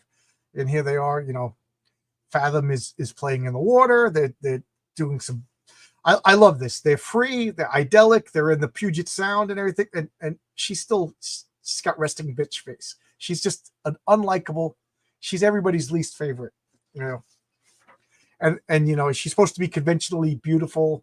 You know, she's the tall, statuesque Perfect. Doesn't Playboy. she does a Playboy spread in an Right. upcoming issue? She's so unlikable. She does a Playboy spread. Yeah. Well, that's back when Madonna was doing Playboy spreads, right? It's Right. very, very. Though I mean, those magazines are dead now, but I think you have to, you have to appreciate sort of where I guess because you and you're a year or two older than me. We're not that far off in age, and we know the '80s was a very different time. Right. Sensibilities were very, very different, and I were talking about that earlier. Just yeah, how different it was to be a kid in the '80s, to the point where my friends who, they were in their 20s and 30s that I used to role play with, when Stranger Things came out, they were like asking me, "Is this accurate?" same. And I was like, "Yeah, that was pretty much my youth." Getting on the bicycle, riding down to a friend's house, throwing the bike on the lawn because nobody would steal in bikes. You know what I mean? And then just playing Dungeons and Dragons. And we played we literally took chairs, turned them around, sat on the floor, and were playing on the chair because we didn't have a game room for us. We found any space available. We went out of the way of everybody else to play this game, downstairs in this musty, unfinished basement, because Yeah, that's what you did. no, very much the same. Very much the same. Now look at this Johnny Quest comic. Yeah, they had a bunch of licenses, Comic OA. They had Robotech, they had Johnny Quest and Mage, because Mage was an indie comic, was it not, before this? Mage debuted in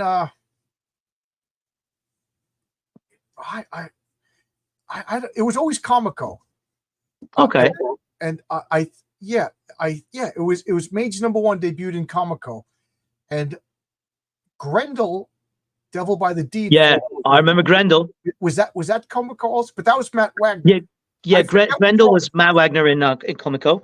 Yeah, but though Grendel went very strange direction as well. Right, Mage. But Mage had 3 series, and I loved the first series. The second series was okay. I haven't read the third series yet. I forgot all about it. It's in my unread box. I got 17 long boxes of unread comics I need to get to. So I love this. They're watching Superman, Superman 2 with Christopher Reeves. And what he's saying is, you guys need publicity. Superman was cool. They liked Superman, because he was a good guy. He had good. You didn't need, but you guys, this is another thing that they put off an aura that, like, most people don't like to be around the elementals. They sense that they're dead. Mr. Golden and Lawrence, they have such a personal connection that they bypass this aura. But if you're just walking down the street and you see the elementals, you're just like, there's something about them I don't like. Yeah. You walk the other way. Right. And I love this Reagan over here, what are they doing? Reagan is talking about what happened on Natched Island, but like with a spin doctoring it. Yeah. She's reading the Vampire Lestat, God, this comic is so 80s. The Right. Vampire Lestat.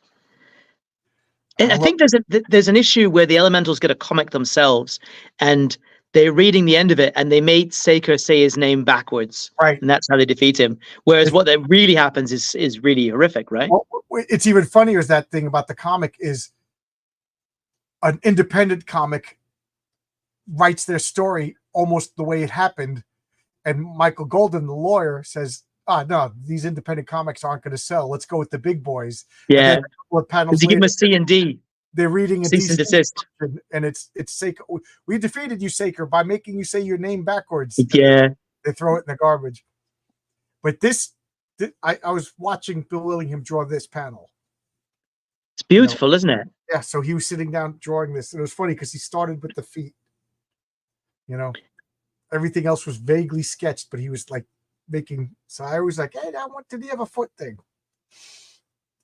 Do you know, she had so Fathom's really a gorgeous superheroine, and just the lines of her character, she doesn't look like someone who couldn't, obviously green skin, but the shape of her, like, she doesn't have a really bizarre, unrealistic physique. No. She's got a physique that you think a person could actually have. Whereas Marvel I think Marvel this time was criticized a bit for some of the more unrealistic physiques of its heroines. But look at this right here. This is Elle Macpherson's body. Yeah. Well, she's so graceful, Fathom. You know, she's built like a Russian ballet dancer. Yeah. You know, I know now women are a little thicker, but in the 80s, this you saw this all the time, you know. Yeah. Well, she's a Jewish American princess, she is, right. Which was a big thing back then. And even Jeff isn't unrealistically muscular. Like look at this, you know. I mean, I at the time I was on the football team. This is what like guys on the football team were kind of built like, you know, and they're rescuing people from fire. So what's going on is their father is telling them, you guys are sitting around watching TV. Use your powers, save people. You got to get the public on your side because it's only a matter of time before the government inters you again, and I can't save you. But if you get the public on your side, you know they won't dare touch you.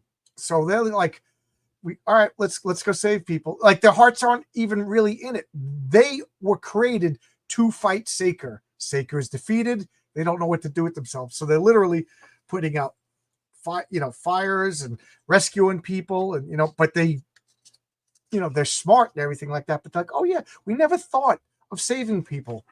It just shows you how, like, again, that they're like spiritually dead. So here he is, like the fireman doesn't want to go in the fire. It's just like what's the conflagration.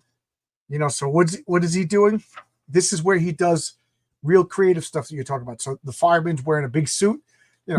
She could summon water, so she's protected. He's like, don't worry, I'll he's creating an air pressure barrier, I think. Right. So he's drawing oxygen in so they can breathe.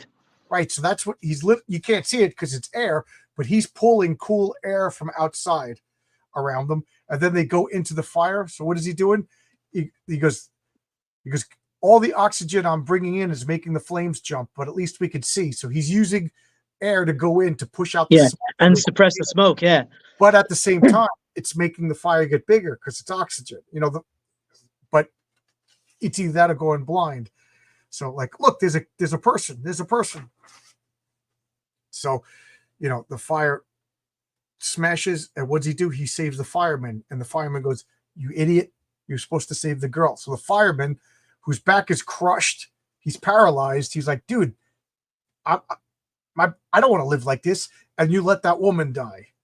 So the EMT, then the EMT pipes up though. The EMT at the bottom there, the emergency technician. He says, you had no right to question that man's decision. He saved your life. Right, but this fireman, he's a man of action. He doesn't want to live paralyzed. You know what I mean? So it's just bittersweet. And then here we got Eddie Fink.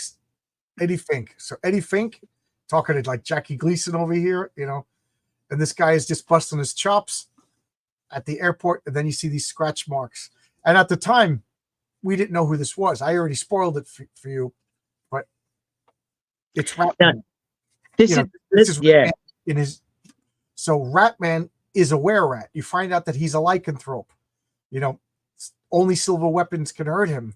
Or fire. Fire can hurt him too, I think. Yeah, but silver bullets. So nobody has silver bullets. But they shoot him, and the bullets go through his body. So one of the guys says later on, like, I got a machine gun. Like, it won't hurt you, but I'm just going to rip your body to shreds. Yeah, that's in the date issue at the Space Needle. But look, don't you see an H.R. Geiger Aliens kind of aesthetic there in that design? In the chrysalis armor, like in the organic units around it. So if you saw my first, if the comics great where I did Elementals wanted, Chrysalis was original in the Death Duel to Destroy. She was called Iron Maiden, and it was just a woman in an iron outfit.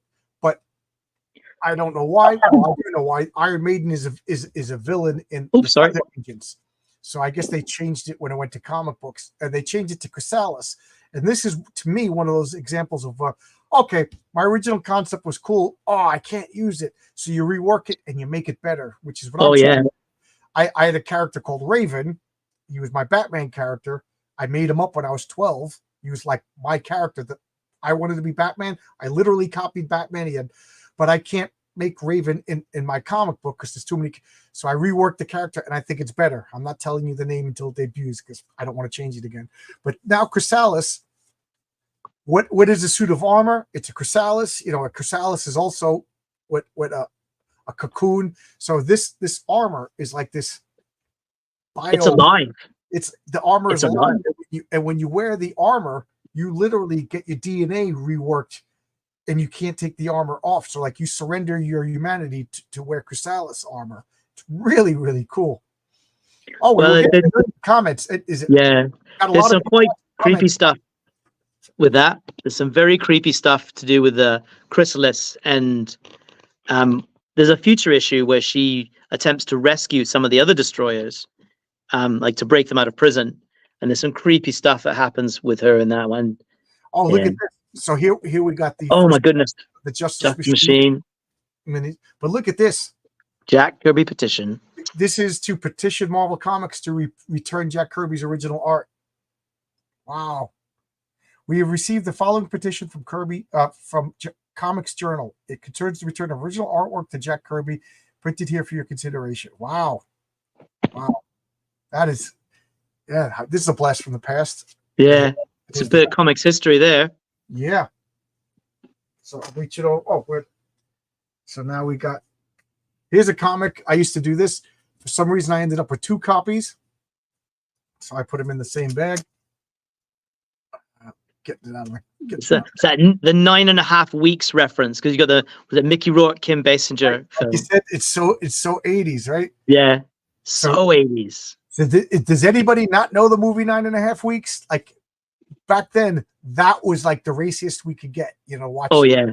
You know what I mean? Like this is before internet porn. You know what I mean? So that was like you wait till your parents are asleep, you take the TV because you don't want to turn the volume up, and you watch Mickey Rourke stick vegetables in Kim Basinger. You know what I mean? And you're like, oh man, did you see 9.5 Weeks? You know, it was like, oh man, you have HBO. You know, so that's, and the poster kind of looked like that. So I fight, a kiss, several SWAT members, and a helicopter. And helicopter.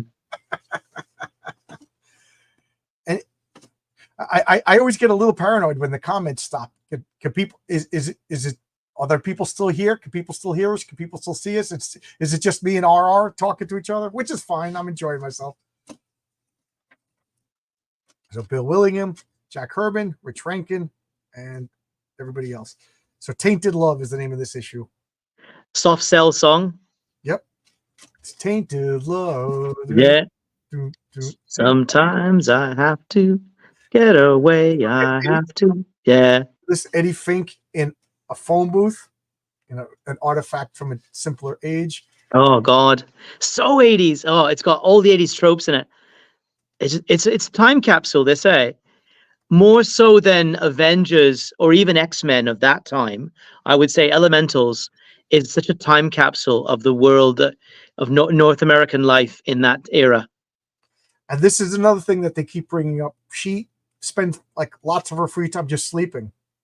You know, not, and back in 1985, I don't really recall people talking about like anxiety or Asperger's or autism or depression. Like that started to pop up around the 90s.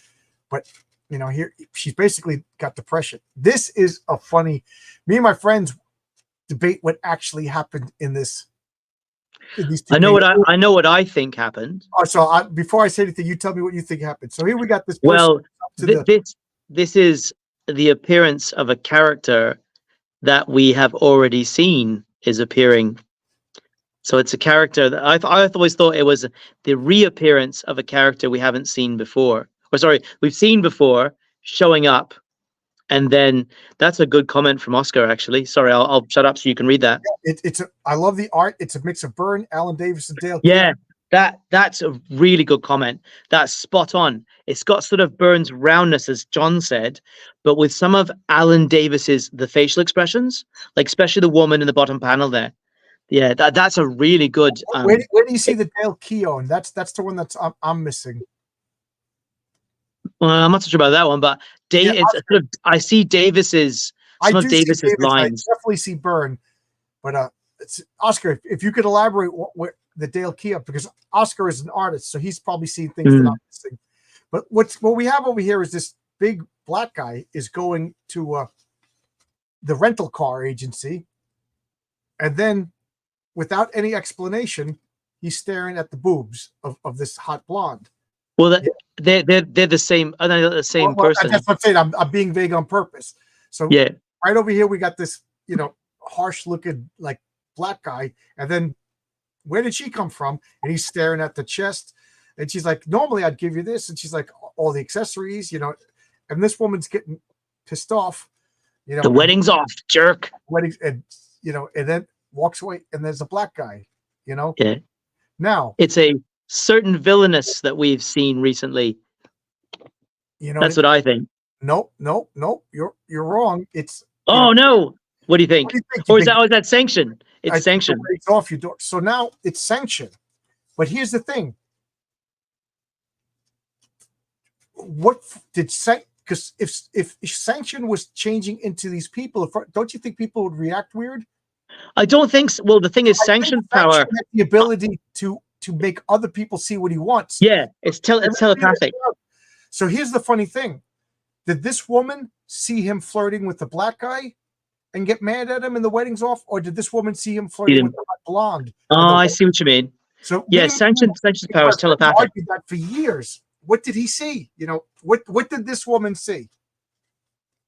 I think I'll go with the blonde. I think she saw the blonde. Okay, Dale Keown and his Run of the Hulk do that burn skinny anatomy. Okay. So you know what I mean? He's blood. So I always thought it was funny. Like, I chose to believe that she saw him flirting with the big black guy. Interesting. It's Well, funny. it's open to interpretation. Right, it is, and that's another thing Willingham does. Sorry about the tripod here is a bit wonky. Willingham was okay with letting you interpret, and I'm sure if I ever asked him, he would be like, "Well, what do you think?" Yeah. You would still be squirrely. And here we got another '80s artifact: the Oh headband. God, look at it. The headband and the 3/4 pants and the big shoulder pad jacket. Look at the shoulder pads. Yep, she's going out. She's going out. Look at that. That you can't get more '80s than that. The 3/4 pants. What are these culottes? Is that what these? I don't know what they're called. What are they called? The little skirt socks. And they're going back to the Space Needle, back where it all started. Look at this woman. This might as well be like. I'm trying to think of her name. That the first supermodel. But it looks like Brooke Shields or something. Mm. And then she meets Eddie at the Space Needle, and now we got Morningstar. Fencing. Morningstar is training to fence with Lawrence. Morningstar is, she was an action girl before she got the powers, whereas Rebecca was, like you said, the Jewish American princess. Do people even say that anymore? I don't know if they do. Japs, Well, you Japs, my high school was like equal Catholics and equal Jews, so there was always like we joke around like West Side Story gangs, like fighting with the Japs, and then the Japs would call the other girls the Caps, the Catholic prince, but we don't say that anymore. But also, Frank Zappa had that song, "I want a funky little Jewish princess," totally 80s. yeah. Oh, here we're about to meet a character to be significant later. Right. So Lawrence is trading, and then this guy's like, "Wow, you look really good. How would you like to go fencing against the best swordsman in the club?" And this is like the first time they showed her with like soft features. She's like swooning right here. She's, What's his name? Eric Chessman, I think his name is. Eric Chessman. I pride myself on special appearance of all the finest things. Forgive me if I sound forward, but that is why I'm so interested in you. And she's like, "I do believe I was complimented." So now this guy. Sure, you and I we're biting our tongues here. I'm sure both of us. So he just touch. He's just beating. She's a superhuman, and Eric Chessman just beats her in fencing. Boom, boom, boom, and she's such a competitive person that intrigues her. And now we got Mage 13, Johnny Quest. In case you didn't know, guys, Johnny Quest is totally awesome. Okay, you can't argue. It's totally awesome. And now she's just like, "I'm humbled. I haven't been beaten that easily since my And it's really funny the way she's drawn. Like the acting is real because she's always nasty looking and scowling, and now she's demure and feminine. You know, Eric Chessman just has her melting. You know, like he goes, "I'm Eric Chessman. You may call me Eric, and I may call you for dinner tonight." She's like, "I'll be delighted." Oh, I'm biting my tongue. You know, I'm biting my tongue. Eddie Fink over here is just talking to Rebecca, and I love like this waiter might as well be named Garcon. He's like the walking stereotype. Garcon. Woody Allen. Do you think that's got to be Woody Allen? This? Yeah, Eddie Fink. Eddie Fink's got to be based on Woody Allen. Yeah, yeah. Well, I already spoiled it that it's Ratman, but yeah. They took the name from Rat Fink. I don't know where Eddie came from, but it's Rat Fink. But in the Death Duel with the Destroyers, Ratman's secret identity was Eddie Fink. So it was already established if you bought the module. You know, so he's basically professing his love. I love that she's got webbed hands. You know, and she's just like, listen, I didn't like you. I was using you. You know, you fell for it. But what else was I going to do? Like, I had to use what I had to use, my womanly wiles to get out of the, you know, she was basically solitary. Do you know what she looks like? Do you know what she looks like, John? In that outfit, she looks like a model from a Duran Duran video. Right. There's a specific type of model that the name is, but they got the white skin. Yeah. Oh, if anybody knows what I'm talking about, but they were big in the 80s, but they were almost like cartoon figures, but people would take photographs, bleach the skin white, put like hairbands on, and they were everywhere. You know, and now she's like, I can't believe I'm actually having lunch with someone as stupid as you. Because I don't believe the whole act. Not for a minute. I got to know the complete. So this guy is just persistent. Deluded. I was going to use a different P word, and it ends with whipped. You know, and she's like, dude, you held me captive. You know what I mean? Like, and I love this. His hands are getting hairy. He's starting to freak out, and boom, he turns into Ratman. That was supposed to be the revealing, but I already ruined. And then Porter Scott was already there watching, and he pulls out the gun. He goes, "Don't." He goes, "I'm shaking in my hand." I love this gun too. It's like it looks heavy in his hand. Well, it's Dirty Harry, right? It's a Magnum. It's a 44 Magnum. It's gonna blow your head clean off. He goes, "What's the matter?" He goes, "You can't kill me." He goes, "Pull the trigger," and he just starts shooting him. Blam, boom, boom. The bullets are just literally going through him without any pain. He goes, "Next time, bring silver bullets if you want to arrest me." And he just takes the gun. You got to like Ratman. Do you not like Ratman a little bit for his cockiness? He in his human form, he's the really nerdy little fella. But God, as Ratman, he's sort of snarky. He's not. I mean, he is incredibly vicious, as Vortex finds out. But there's something just a little bit likable about him. Right.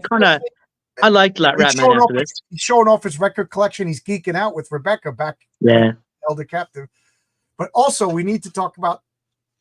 This is such a Miami Vice outfit. Oh God, yeah, the white suit. Well, it's not white. It's like teal. You know? Is it? I always thought it was white, but you're right. In that issue, it's definitely teal. I wonder if it's colored different in your. Has he got socks on? See if he's got socks on. Oh, good call. Let me see. Does he have socks on? We don't know. Now look at that shirt, the pink T-shirt, pocket square. Oh, yeah. And he breaks his finger. And then we got the Justice Machine featuring the Elementals, Robotech, Mage, and and he's like, "I'm going to take this gun as a souvenir." And then Porter Scott is like, "All right, I'm going to punch you." And just foot sweep takes him out. And then here he is, like he gets his druthers, and he's just trying to murder him. He's literally strangling him. I need to address Genuine Comics is in the house. Morning. Just check this out. This is just so cool. I got a guy. I'm talking to a guy from New Zealand. I'm sitting here in New York, and now Dave Brink is in Netherlands. You know, like we're traveling the world right here on John's Long Box. And I just would like to point out, I started reading this today. I'm showing the wrong side. I just started reading. This is Genuine Comics. I love Dave Brinks comics. I sent you a DM too, Dave, just an hour ago or 2 hours ago. It's right before. I feel honored to be on the same screen as a man who was talking to Mark Miller 2 weeks ago. Oh, yeah, That was amazing. I've that- watched that 3 times now. I've watched that stream 3 You know, times. what's funny is I don't watch. I can't stand watching myself, so I didn't watch it. But that's I have to thank. And I do thank. That's all Valerie Desorio. She was an editor at Marvel Comics. She worked with Mark. Mark, I think if I may use my telepathic powers, I'm basing this just on my gut, but I'm thinking Mark always has his finger on the pulse of everything comic book, and I think he's getting interested in crowdfunding. So he was saying that. God, so he talked to Valerie, who's good in crowdfunding, and she recommended me. Otherwise, he wouldn't have noticed. So it's all her. So and it's funny. I'm like, now that Mark finally came on, when are you going to talk? And she just has a little shyness of getting in front of a camera, but it's not because he thought I was wonderful. It's because Valerie liked me. He does talk to a lot of people, John. But I mean, yeah, that stream was brilliant. Anyone who hasn't seen it, it's worth your time. It's brilliant. I tell you what, you're aware of the Critical Drinker, right? So the Critical Drinker stream that I've rewatched the most times is the Mark Miller stream, because you get Mark Miller talking to someone knowledgeable like yourself, and for comic fans, it's gold. You know, his insights into the industry and the workings at Marvel. He worked for Marvel and DC and produced some of their best comics of the 21st century. What's your favorite Mark Miller comic, if you don't mind me asking? You know, I like The Authority. Same. But I'm trying to think of his IP. I think the Secret Service. I really like. The move. I love the first film. I thought I would meant in general anything he'd written. So for me, it's Red Sun. I think Superman Red Sun is genius. 1985. I really liked. Yeah, that's really good. I've read that. I tell you, my least favorite by his is Trouble. I haven't read it. I haven't read it. I just didn't like it. It's like Mary Jane and you know it's Aunt May and Mary Jane's mother or grandmother, them as teenagers getting pregnant, unmarried.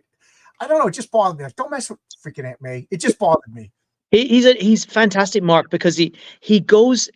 I mean, I don't like all of his material.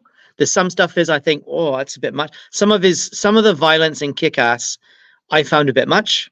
Maybe I'm just very sensitive. But I didn't like in the movie that they removed the father was a fanboy who sold comics to.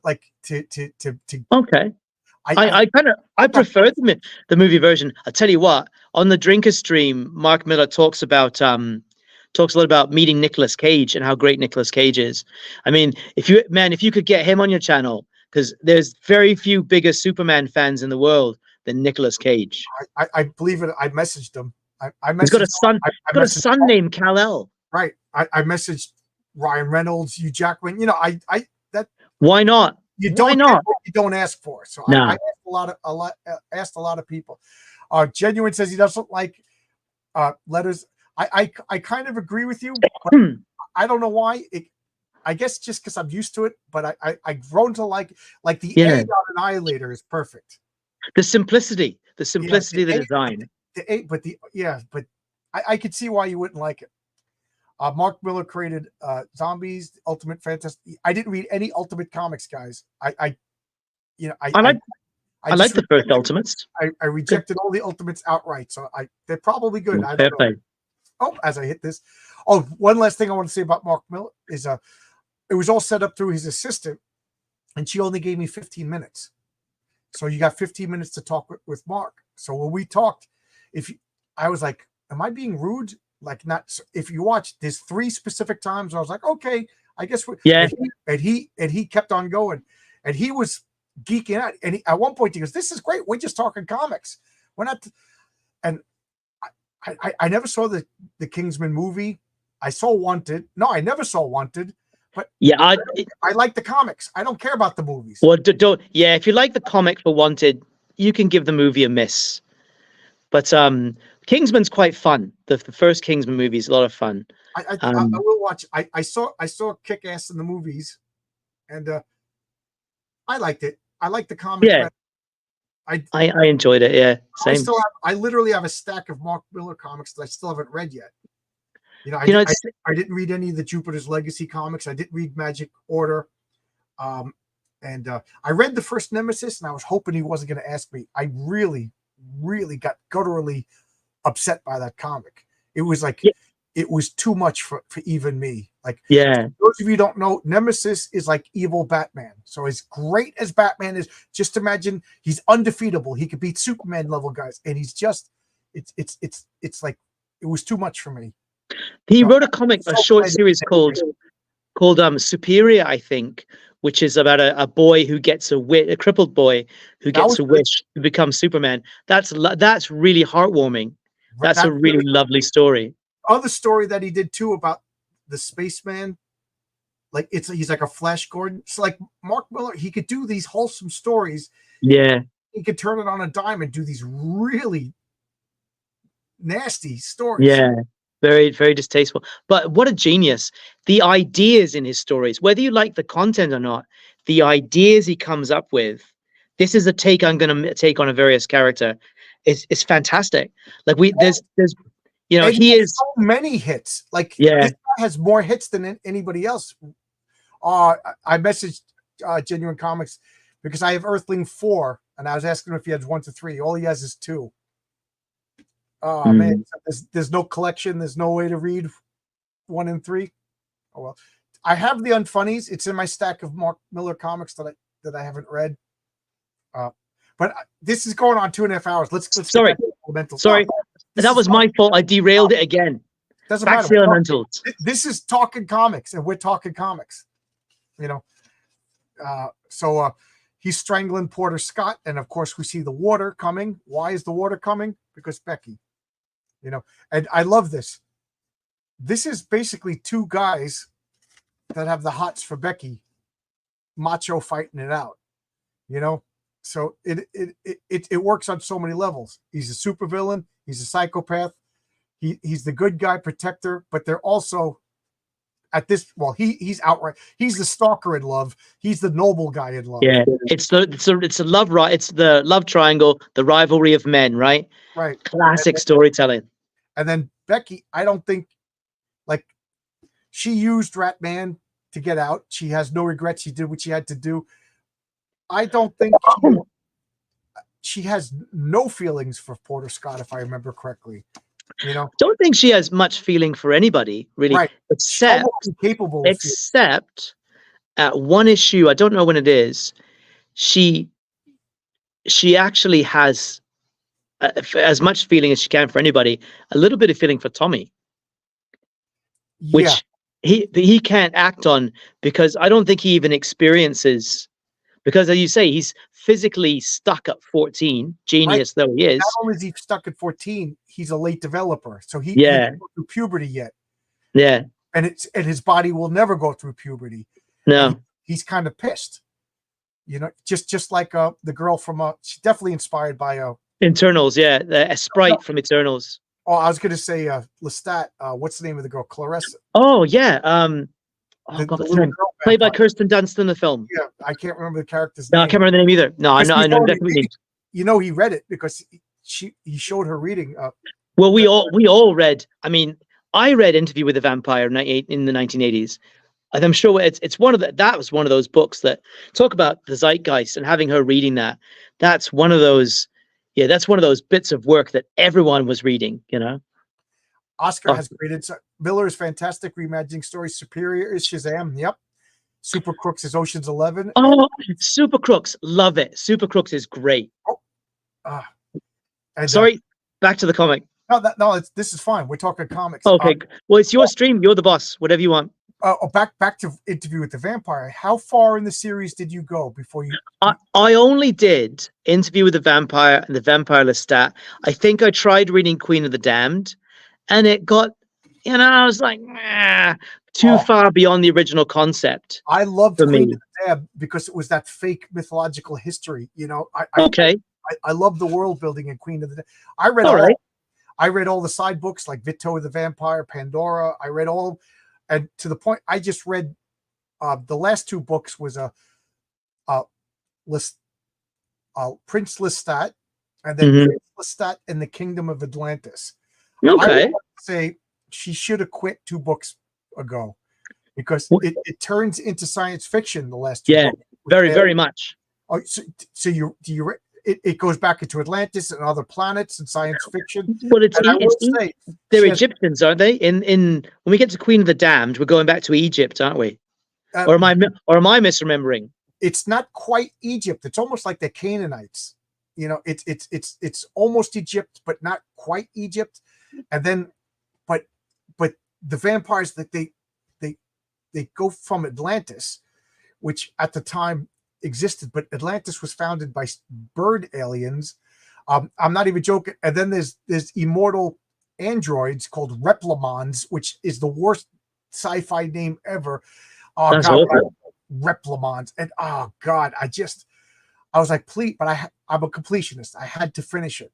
Ah, But I'll spoil Lestat for you guys if you want. But Oscar says Memnoch the Devil. I absolutely love too. ooh. I really love that. When vampires can resist sunlight, so when they're not affected by sunlight, I check out. They can't resist it. It burns them. But what's his name? Armand goes into the sun and burns up. But the thing is, he goes unconscious, and Lestat did the same thing. But it makes sense because there's a spirit that animates all that spirit doesn't want to die. So when they went unconscious, the spirit took over the body and like buried themselves in the ground. So they would have died. Mm. But Amniel, the spirit that inhabits all vampires, takes over the bodies and to preserve their life. Doesn't it sound all that like a bit like the Montesi formula, from Doctor Strange? There was that great storyline back then where it was like I thought that was a Doctor Who story for a second. No, it was a great Doctor Strange. It was a 4-issue arc where Dracula obtains the Darkhold and he's drawing power from Chthon or whatever the demon's called, and Dracula takes on the Avengers. Right. And he becomes so powerful that like Blade and Hannibal King and Doctor Strange and some other guys have to team up to fight him. And I can't remember what year it is. It's 83 or 84. And Right. Doctor Strange eventually gets the page from the Darkhold that has the Montesi formula, which creates all vampires and uses it to disintegrate them all. So all the vampires disappear from Marvel in the mid 80s and then come back later. So yeah, just like Doctor Who killed all the Daleks until the next time the Daleks show up. Yeah. It's a good story, though. It was good fun. So here we got the SWAT team show up, and I love this. They're like, and he's like, you can't kill me, but you could rip his body to shreds, and then they could apprehend him. So he basically surrenders, or no, he doesn't surrender. He grabs this girl, and he's like, I'm gonna kill this girl. I'm gonna, and I forgot what she does. It's been so long. What are you gonna do? You gonna kill somebody? He's like, is that who you are? And he kisses her. He kisses her and jumps out of the Space Needle. And he jumps into the helicopter. He takes over the helicopter because that's from the cover. A SWAT team, a kiss, a helicopter, and a SWAT team. That's right. My memory's off. So he kisses her and he jumps into the helicopter because it's easier just to fight this one pilot. He throws the pilot out. Yeah. Away. He's got charm. He's got style. He's got style, Ratman. Yeah. I love that ending actually. And she's just like kind of stunned by the kiss. And I keep looking at all the I keep looking at, and it's funny because this letter is talking about like the deaths, like superheroes don't kill. So there's actually a great debate in the letters pages. Like they're not superheroes because they're killing, and some people are pro, some people are anti. In Elemental Special #1, the letters for that talk about abortion, so it's really a shame that you don't have the letters page. And this is why I don't like slabbing comics. This is why I like original comics. You get to see these ads. Like I forgot about that Jack Kirby petition. Like you said, that's comic book history. It is. God, it's such a snapshot of a different era, isn't it? It's brilliant. Yeah. I'll bring up Jim O'Reilly. Oh, Jim O'Reilly, I'm trying to take this comic out without getting. So here we got. This is the Abbey Road cover. Right, Hey. they're dealing with fame. The Abbey Road cover. This is a great issue. It's got the guy who draws Grendel, but not the first series of Grendel. The Panda Brothers, one of them. It's got one of them. So Andrew Rev owns the rights to Rob Liefeld's Youngblood. Tried starting a new company called Terrific Comics, which hasn't produced a single. Oh, okay. Oh, that's sad. That is sad. I might as well bring up Jim O'Reilly is a phenomenal artist who's working on RJ from the Fourth Age. I was just on RJ's channel Wednesday night, and me and RJ, I'm very loyal to RJ. He's the first YouTuber to reach out and talk to me, and basically said, "Here you go, kid. Here's a platform." I had like 3 views a video until RJ reached out to me. So I always thankful to RJ. And Jim O'Reilly is drawing Crom the Destroyer for RJ. If I remember correctly, it's 3 chapters, and Jim O'Reilly is drawing 1 chapter, and Nick Axe is drawing the 2nd chapter, and I have no idea what's going on with the 3rd chapter, if they're whatever. But there you go, Jim. Jim, when are you going to come on my channel and talk? You're always in the chat. Jim, message me. We'll set up a time to talk. So here we have, they're dealing with fame. Tons of guest pencilers. Right. Hey. So we got Bill Willingham, plot, cover pencils, colors, Jack Herman, the script, Keith Wilson, pencils, Mike Harris, pencils, Arnold and Jacob Pander, the Pander Brothers. Pander Brothers, yeah. The 12-issue series that they did for Comico for the second Grendel. Hunter Rose, the original Grendel, is gone. Christine Rose, his adopted daughter or whatever, she took, oh my God, did I read that comic over and over again. And that was the first comic, because first off, it was the first comic book that had nudity in it, and it was just boobs, but it was still shocking. And then second off, it had like violence towards children, and it was really disturbing. But it was 12 issues. It wasn't just like, we're just going to kill it. It built up to, it was like a psychological build up. It was a complete story. Yeah, that really, that's a comic that maybe we should do for Comics Great, because that was like a really shocking, well done. And then the art was nothing like I was used to. So that, oops. Steve, I forgot Steve Bissett had something. Mike Mignola. Wow. Yeah. Though it's quite subtle, the Mike Mignola pages are quite subtle. Like, now, you look at it. I wonder, did he run out of time? And like, these were all to help catch up? Because if you remember, these Elemental comics, they did not come out on a schedule. No. Sometimes it was 6-7 months. Sometimes it was a year. Sometimes even 2 years between issues. So this is number 9, and this is 1986. So we are 2.5 years, and it's 9 issues. So you could see he's starting to fall way behind. So yeah, this was, to me, had like very inconsistent art. So now they're doing commercials, gloppy bits. Like look at this drawing right here. This is just awful. and what are they talking about? Oh yeah, this is that meant to be Jim Shooter? Is that meant to be Jim Shooter? Do you think? Oh, maybe. But what they're doing is they're trying to get them to sign the rights to make comics. Yeah. This is a guy from Comico. We'll do it right. Who was editor-in-chief of DC at that time? Paul Levitz. Do you think it's Levitz or Shooter? Paul Levitz and Karen Berger? Because Jim Shooter didn't have a beard. All right, he's a big man. What do you think? Do you think that's meant to be Paul Levitz? I bet it is. Maybe. I don't know what he looks like, so I can't. Jim O'Reilly, yeah. Unfortunately, we'll never see another. No. It's done. It's done. Well said, Jim. I think it's like a Byzantine labyrinth of who owns the rights, and I would love. I'm not even joking. If I win the lottery, like John, you just got handed $100 million. I'm tracking down the rights to the Elementals, buying them off, and like, Bill, can I have a small loan, low interest, maybe? You win $100 million. There's 2 things that I always wanted to do. Well, 3. I wanted to make an animal shelter. Other things are private between me and my wife that we won't talk about. And then I want to get the rights to the Elementals, and I want to buy the rights to Villains and Vigilantes, and it'll be my game, And then like hire Enzo, hire all these people, and modernize it, streamline the rules, and redo Villains and Vigilantes. At one point, you could buy all of but the deal killer was you needed to buy all the back stock. Mm. In I think it was 2014, it was $30,000 for everything, the rights, all the back stock, everything. Wow. Is it extinct as an RPG? Really? Do you think? Is anybody? There's the Playboy spread. We got 100 people watching. Does anybody? Here's an informal poll, guys. RRTNZ, RR and I both love Villains Vigilantes. He subscribed to my forum in 2015. But have you heard of that game before I talked about it? Like, and if you've heard of it, have you ever played it? And because there's a store called The Complete Strategist about 3 or 4 miles down the road, owned by the angriest man on the planet. You go in there, good morning, what's so good about it?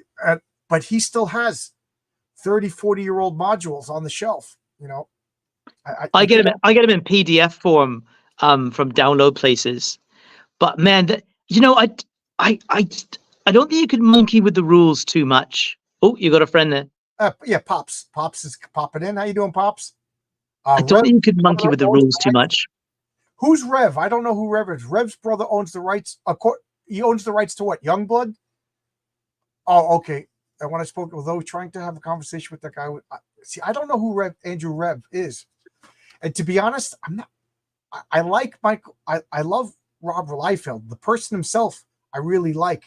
He's a great ambassador for comic books. He's such an exciting, enthusiastic, but I don't like his art, and I really don't like his characters. Like, I'm not a fan of Youngblood, Deadpool, Cable. I don't know. But here's the infamous, she's posing for Playboy. But that's what you would do. If you were a superstar in 1986, that's what you would do. Oh, okay, dumb. Andrew Rev was the co-owner was the owner of Comico. Duh, that's why you're bringing it up. Let me see. Does it say? Because I know in some of the issues they talk about the. All right, Comico. All right, well, I didn't know that. I never knew who owned it, and he was a shady guy from what I heard. Right? Of Jim, if you know about this, Jim, do you know about this? This would be a really cool aspect to talk about. Here's the link. First off, anybody could pop in. Pops, we're talking about elementals. He bankrupted the company. Yeah, if you want to come in, you met the guy who ran Comico and you had inside information. I would love to hear about it. I've heard of Village in the 80s, but I've forgotten until you're my occasional reminder. Turn on the camera. I'm talking about V&V. And here is Seattle. So this is basically Vortex on like Oprah Winfrey. And if you remember back in 1985, Oprah Winfrey wasn't super famous, yes, but she had talk shows, so they're doing the circuits, she's on talking. And this is Tommy Kazurka being probably a little bit too real. He's talking about, yeah, we're dead. We died. We came back from life. Death was scary. People don't like us, and it's kind of like freaking out people. And he's like, you people only like us because we're dead. He goes, look what we're fascinated by dead celebrities.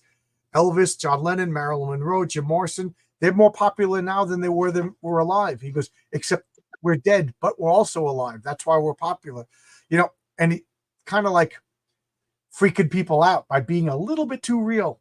But then again, that's Tommy for you. He's too smart for his own good.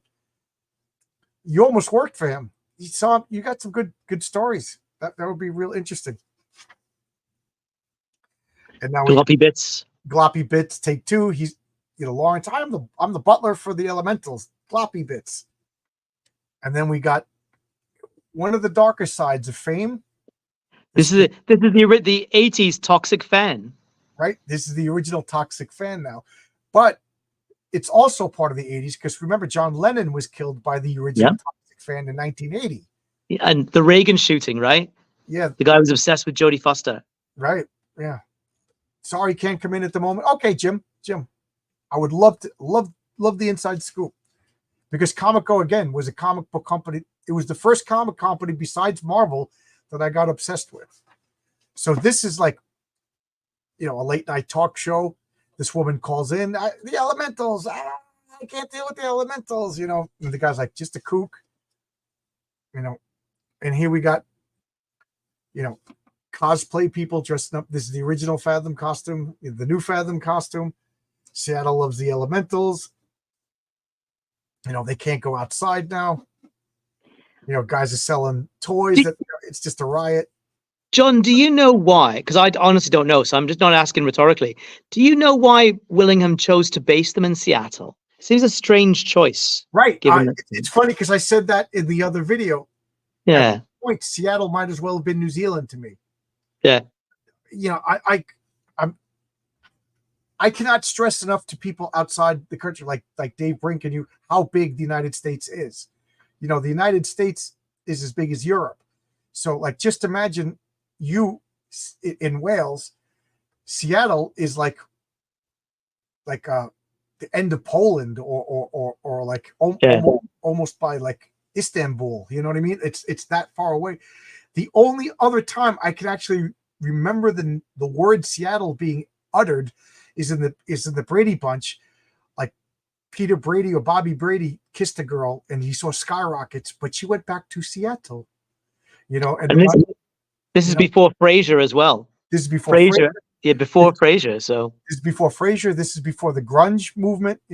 Sub Pop records. So Seattle. I don't know if Bill Willingham had an attachment to Seattle, but I knew nothing about it. I didn't know anything about the Space Needle. I didn't know about Puget Sound. So that's one of the things I would love to ask him about. So I love this. The 19, all the elementals, Forbes, he's like the most powerful lawyer now.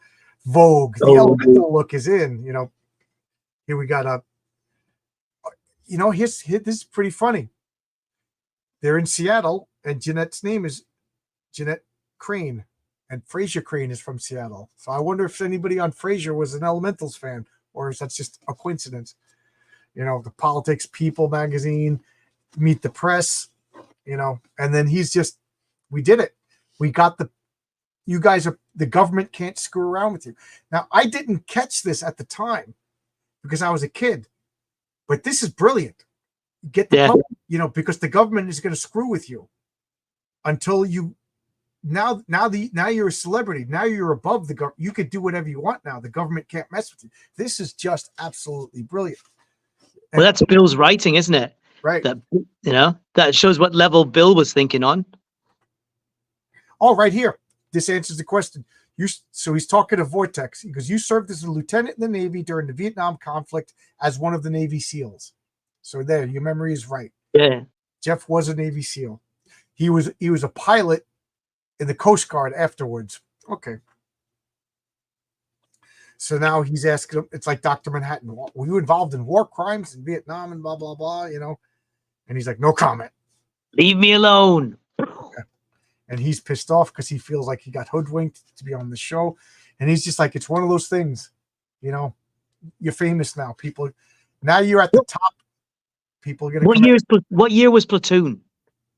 Oh, I don't know. Because that's early 80s, eh? Platoon is early 80s. Yeah. So now he's coming out of the restaurant and this, Jeff, Vortex, do you know me? I'm afraid I don't. That's why I carry this. Blam, blam, blam. So that's that fan. I love you, Jeff. I love you. As she's being taken away. Get out of here. Take this man to a hospital. No hospital. I'll be all right. Just take me home. Remember, the elementals, it's inconsistent. Can they die? Or can they not die? I choose to believe that they can die, but this is another one of those Bill Willingham things. Because if they can't die, then there's no tension, there's no drama. No. They do have incredible, you think they got Wolverine type healing factors that their bodies repair themselves at, a superhuman rate. But it is a little bit ambiguous. But hey, I don't have a problem with that. And this they certainly can experience pain. They can suffer, and they certainly do. There's Grendel. Sorry. Grendel #1 with the Pander brothers. The art was just like so 1980s, like new Yeah. wave artwork, with garish colors, but it worked. That's coming. That's coming in a couple. There it is on the next page. There's the Panda. That's the page the Panda Brothers did. Yeah, look at. Does anybody know what I'm talking about? It's going to drive me nuts, and I don't want to Google it now because I'll spend too much time. But in the 80s, everybody saw these art prints. They were everywhere, but it was just like a white-faced woman with minimalistic lines on her face, and then they would have like a pink triangle sash around the neck, and they were everywhere. But that's what this reminds me of. It's the hair too. That particular almost a mohawk hairstyle, Right. teased up at a certain angle. They're so 80s. big I'm sure neck. that's in the Girls on Film video by Duran Duran.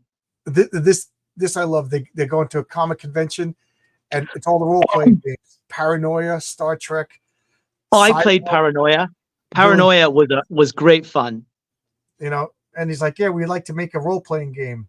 Bushido, So I wonder if this is Scott Bizarre, if that's what he looks like, or at least that's what he looked like in 1985. So now in the rumor mill, Ratman and Fathom, and she's a little ticked off. It's on David Letterman. Anybody remember Larry Bud Melman? David Letterman is. You gotta read what he says at the bottom panel. What he whispers to the assistant. Oh yeah, that last panel. So he's goofing with her, and then cut. Just get this clammy bitch out of here. She's giving off some really spooky vibes. And she's feeling bad for Larry Bud Melman. More gloppy bits with Elemental Fun stickers. And now we got that's Tammy Leola. That's got to be Steve Lee. Is it Mike Mignola? Sorry, those are the Mignola pages. Yeah, it's Mike Mignola. This is a mix between like Jerry Falwell and Baker and Tammy Faye. And now they're saying like it's obvious those with religious beliefs are strong, that their real purpose is to subvert belief in God. Are these the kind of people that we want to as cultural heroes? And this one, who calls herself Morning Star, which is another name for Lucifer, posed in a part of Graphic Magazine. So now the religious right is against the elementals. We're back to the pandas. Yep. And so now they're goofing on Elementals comics. Saker says, "Ha, I am the greatest wizard in the entire multiverse." Then Jeff says, "Oh yeah, I know of even greater wizard. And I got his name written down on this piece of paper." And he opens it up and he says, "Rekas." He goes, "No, you tricked me into saying my name backwards, which is the only thing that could send me back to my home dimension." And I'm like, yeah, this comic is crap. And then we got, a pinup page. So, that was, what issue is this? So one more, and we'll call it a night. Thank you so much, John, for changing the time. So everyone in the comments and listening, because of the time difference, I worked till quite recently. So I worked right up until the stream started, and John changed the time. He pushed it back a bit so I could be on the stream as well. And that was really kind of you, because I've been desperate to talk about this wonderful book, and it's been such a great opportunity. So thanks, John. Like I said, really appreciate it. It means nothing to me right now because I'm out of work. So it wasn't a great sacrifice or anything, but I appreciated, and the way you were like, I want to talk. I was like, I got to talk to this guy, because this is like a lost comic that you got to be pushing, mid 50s to even remember this comic. And mid 50s indeed. So I was just glad to find not only somebody who remembered it, but somebody who remembered it so well and wanted. So yeah, this is exactly what I wanted to do. And this I want to point out. This is 1986, I think. What's the difference between this and my 3D assets? This kind of stuff, photographs, Photoshop, 3D assets, whatever you want to call it. This has been in comics from day one. So a lot of that, I'm not going to get into the drama about that, but a lot of that I think is overblown. But I mean, there we go. What does that say? A 357 revolver. It's a fun gun to shoot, by the way. So now it's back to normal. Jack Herman. So I think that last issue maybe they call that a jam when they have a whole bunch of artists, and they usually do that to get a comic out on time, but they don't do it on the newsstand. So I don't know. Maybe Bill Willingham just wanted to do it. That last issue was Bill Willingham's critique of mid 80s of mid 80s comic. Oh, what's Patrick this? Nagel. Oh my God. Thank you so much. I couldn't, the Nagel prints. Guys, everybody Google the Nagel prints. Do you know what I'm talking about?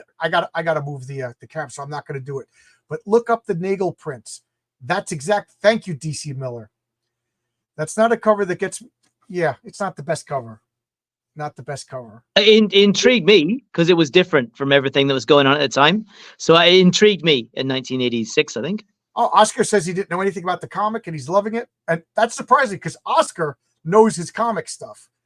You know, and Oscar, you're in Mexico, right? So like, it's. I always thought like the comics that came out in Mexico, like you must have read American comics in English, or were they all reprinted and brought to Mexico? That I had a Jose Garcia on my channel, and we would talk about his art and stuff. But next thing you know, we were just talking about him taking trips to the comic store and talking about the Mexican comic culture. Oh man, I could have listened to that all night long. Duran Duran's Rio cover is a classic. There you go. Nagel. Thank you, DC Miller. I'm sure that's where they got Fathom's look from the Rio cover. Exactly, that's the hair. Yeah. So now we got, the Seattle home. When the bullet hits the bone. Oh, this is a good one. I love this. This is just question. If Tommy's such a genius, why doesn't he fill in any number of ends to the question, such as know the scientific principle? And Bill Willingham says, a genius is just a smart person. A genius doesn't have every fact in the universe memorized. So why did her costume change? Because she was more innocent. She had a more innocent look, and blah blah blah. So here we got just classic Bill Willingham artwork again. You got to read the Diet Coke line that's coming on the next page about Diet Coke and the cereal. I love that he's got a Batman shirt. And they're just waking up. They're waking up, but it's kind of understood that like it's already midday. You know what I mean? Like they just like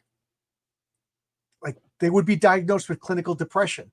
And I need to stress out, and I don't want to oversell it because that'll ruin the greatest spoiler of all time. But they, like David Letterman said, get this clammy bitch out of here. She's spooky. They're off-putting. They're dead and they came back. And they, so they have like an aura. An aura of unsettling aura about them. Who are the only people that could get near them? People who already had a personal connection, and people like Ratman. And enough said. Forget what I said. So I love this. He's having so Tommy is reading emergency medical equipment because he's like, we may need to know this stuff. We're fighting, you know what I mean? So he's learning through book learning, and he's allergic to all dairy products, so I can't use milk. So what's in your cereal? Diet Coke. Diet Coke. That stuck with me for like forever. I love that. I just remember at the time thinking, what? Oh, Willingham, what a genius. Any artist, is this like photoshopped? Is this drawn? At the very least, this is like photo reference. You know what I mean? Maybe he drew it, but I don't know. Like this is before like photoshops and stuff. Oscar says we had reprints translated of the comics Marvel and DC until the 90s, and then he started to buy American comics. Okay. Were Image comics in Spanish? Now, how 80s is this? The mall. Oh, look at this. Yeah, they go to the mall. What was missing from the 80s? The mall. And then they got look at this stupid hat. I remember these fashions. The only thing they're missing is big hair. My wife's always saying when she sees 80s fashions, that's coming back in. And I'm like, my wife, she said she can't wait for it to come back. She's like, I miss big hair. I miss the pastel day glow colors, And I love that meme when the guy goes, this is what you think the 80s look like. And they have like neon green room and everything. He goes, but what the 80s really look like, and they show that wood paneling. Because shag carpets. If you go upstairs in my house, it looks like 1974, because I haven't done any. This house was built in 1968. The original owner died in this house, so I'm the second owner. We haven't touched upstairs at all, so it looks like 1968. it's to the point where my sister came over. She goes, "Don't change it. I love it." She said it's kitschy. It's retro. And Yeah. kitschy. It's not, we're poor and can't afford to renovate. The This is bigger the hair, brutal. the closer to God. So now what do we have? So we have a brutal, an absolutely brutal segment Right. with Sanction. So now we got this hot blonde is walking down the. Well, it's Jeanette. It's Jeanette. Right. I was trying to, and then over here you realize she's not dead. Why? Because it's Morningstar. So we got, look at this. She's just shot and But punctured. tell me, look at the panel where her leg hits the ground. Tell me you don't feel that little bit. Oh my God! Yes. And the sound, crick. You just, you see that, and you. She falls from the second story, a crack. Her legs are broken, crack. And this guy's like, "Why isn't she dead?" And she raises up her hand, and this guy's climbing down this. He's climbing down this, whatever it is, a ribbon, whatever, and she's just lighting it on fire. And then he falls down, cracks his neck, and he's just starts singing, "Hello, Mary Lou, goodbye, heart, to Mary Lou, I'm so in love with you." I always thought that was Well, he can't. His key thing is secrecy. He cannot reveal himself, right? He can't be caught. So this is his now how did you understand how his ability worked? To me, it was he had multiple personality disorder. So he had all these personalities and was telepathic and broadcast whatever personality was in charge. Is that your understanding? I didn't think that, but that's really good. Because issue 11, I think, is the disordered man. Or something like that is the title. So now what's going on is everybody sees this little girl. And I didn't even think of that. It was so now he actually believes he's this little girl because he doesn't nerd in the game store. He doesn't physically shapeshift, but he telepathically broadcasts the image that he is who he thinks he is. So I don't think we ever see the real Sanction. Like we never know which one's the real him. He goes into this I don't buy. There's a payphone in the bathroom. I've never seen that. Maybe in New Zealand or Welsh, that imaginary country. Well, never in America. And she put, and the little girl's like freaking out. And maybe in Seattle. Seattle. And I love this. His hat says Tolkien. Well, this is really good character building here. I hope I'm not waking her up. Yeah. So this is Noct Island again. It's back on the island. Yeah, and they talk about the Chrysalis armor, and she's diagramming how it works. She's starting to become obsessed with it, isn't she? It's almost like it's psychically drawing her in. She's becoming obsessed with it. Yeah, and that goes some dark places. And I love this Dave Stevens, Jade Jezebel. What a great character design Grendel was, eh? Yeah, simple and elegant. Simple and elegant. And here we got the Elementals. Becky is in her bikini. They're playing ball. And think about this. Saker has been defeated like a year ago, and there's been like minor superhero action. This comic at this point is like mostly just character. What is the plot since Saker died? Don't let become popular. Don't let the government mess with you. And I love. Well, they were doing some the page over with our friend, a scientist back on Noct Island. They are doing some story building. You're right. There isn't one single underpinning arc at the moment, other than shit gets weird because of Shadowspear. Pardon my language, but you're right though. It is mostly character. The last few issues breaks into the house's and then a new government agency is formed. Fish. Federal Intelligence Security Headquarters. But if you read Death Duel with the Destroyers, Fish was the Federal Investigation of Superheroes. So it transferred over, and now the Fish agents, are being government troublemakers. I'm just going fast because my wife is like, we forgot to. Well, of course, it's late. If it's up to you, John. It's late. It's been 3 hours, and it's very late your time. I'm not going to leave in the middle of a cut. We'll finish this. Good man. So now she's like, what happened? Someone tried to kill me. She goes, you know, she's freaking out. Let's go to Richter. Richter's in charge of this like bureau. And like, so they're reporting to the guy who basically sent sanction after him. I don't think it is.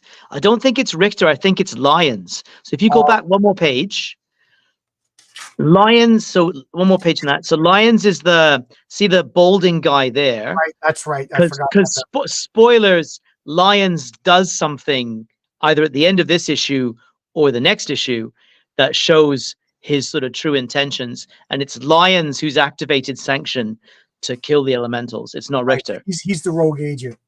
Mm. And Richter. Well, I think it's hinted that he works for somebody else, that he's not who we think he is. And here, you know, sanction again.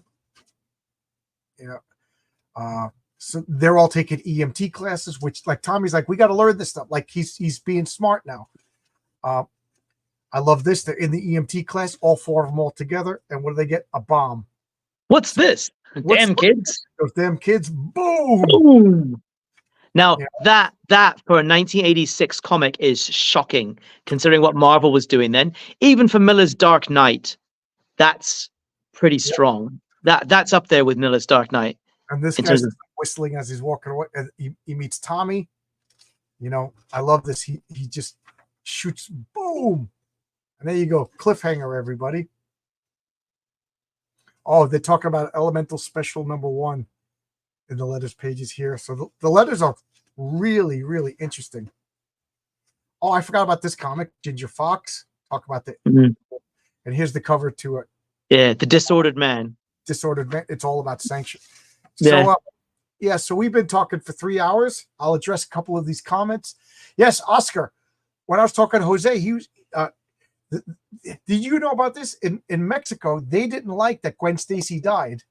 So in Mexico, they just wrote Spider-Man comics ignoring Gwen Stacy died. And she stayed alive in Mexican comics. So there's Mexican Spider-Man comics where Gwen Stacy never died.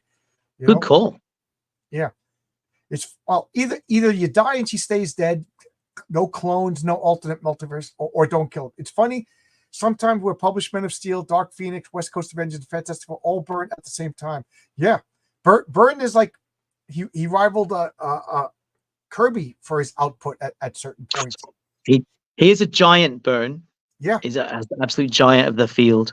Just swinging by to hit the like and tickle that algorithm. Thank you, Unhinged. He was just on my channel a couple of days ago, and that's why I love Byrne. Yeah. Oh, how can you not love Byrne? Byrne, yeah. But Byrne is a master. I mean, we hear stories about what he's like as a person, but you know, as in terms of an artist who and his impact on the comic genre, didn't Larson make fun of him in Savage Dragon at some point? And he had a parody character of John Byrne. Yeah, but I forget what he called him, but Brian Michael Bendis made fun of him in Powers. You know, it's like, yeah, well, you're making kiddie porn comics, Eric. You have no right to make fun of anybody. Yeah, but I mean, some of his stuff that he's done, I guess, I don't know. I mean, Alpha Flight, kind of here and there on, but he really did. He pushed the boundaries, Byrne, in really interesting ways. Yeah, he really did. Yeah, that's right. But I'm gonna go because thank you so much for having me on, John. In the morning here, my wife's like, she wants to go to bed, but we got to take the garbage out, and she's got to go to work in the morning, so she's mad at me. But I got carried away. But this was fun, and maybe we'll continue more. You know, I hope so. Because some other time. You know, on my channel, I do very serious. Like tomorrow or tonight, rather, at 8 o'clock, I'm doing It's Clobbering Time. That's open, meaning anybody is welcome to pop in. And we're going to argue who would win in the fight: Silver Surfer, Green Lantern. You know, I don't keep you no speculation until the show. I really like to contact Kelsey and go back to doing Two Beards, One Comic. That was like, we're right in the middle of Secret Wars. That's fun because we're picking comics he hasn't read yet, and you know, and he's experiencing them. But Kelsey needs to disappear into the swamps of Louisiana, and you know, I think he just has problems with social media. But this is just, I'm picking great comics and talking about them, and everybody's welcome. It didn't have to be just RR and I. Anybody could pop in. But Jim O'Reilly, if you're still here, I would love to hear the inside poop about the owner of Comico. And Dave Brink, thanks for showing us Elementals and Fun Chat. Yeah, and thank you for Perfect 10, which is live right now on Indiegogo. So anybody, go to Indiegogo, check out Perfect 10. You can get all 5 issues. It's the best American superhero comics, and paradoxically, it's done by a European. So, but you know, I am kind of rushing off now because my wife is mad at me. I got to go take the garbage out. All right. Bye, everybody. And this was fun. Nosta, saying goodbye in Welsh. Nosta pawb. Nosta cariad. Dyma ni gobeithio ti'n iach. Iach I gyd. It sounds like you just cast a spell. Oh, I worked with the woman who was what is that small group in Spain? Basque. The Yeah, Basques. she's Basque, and she was speaking like we were teaching kindergarten together, and we were reading Halloween books, and she was playing the part as the witch, and she was speaking Basque, you know, and she speaks it fluently because she is Basque. So it was funny because everybody's like, "What were those spells you were casting?" You know, she's like, "I was just." But good night, everybody. Bye bye. Nosta. Good night. Thanks all.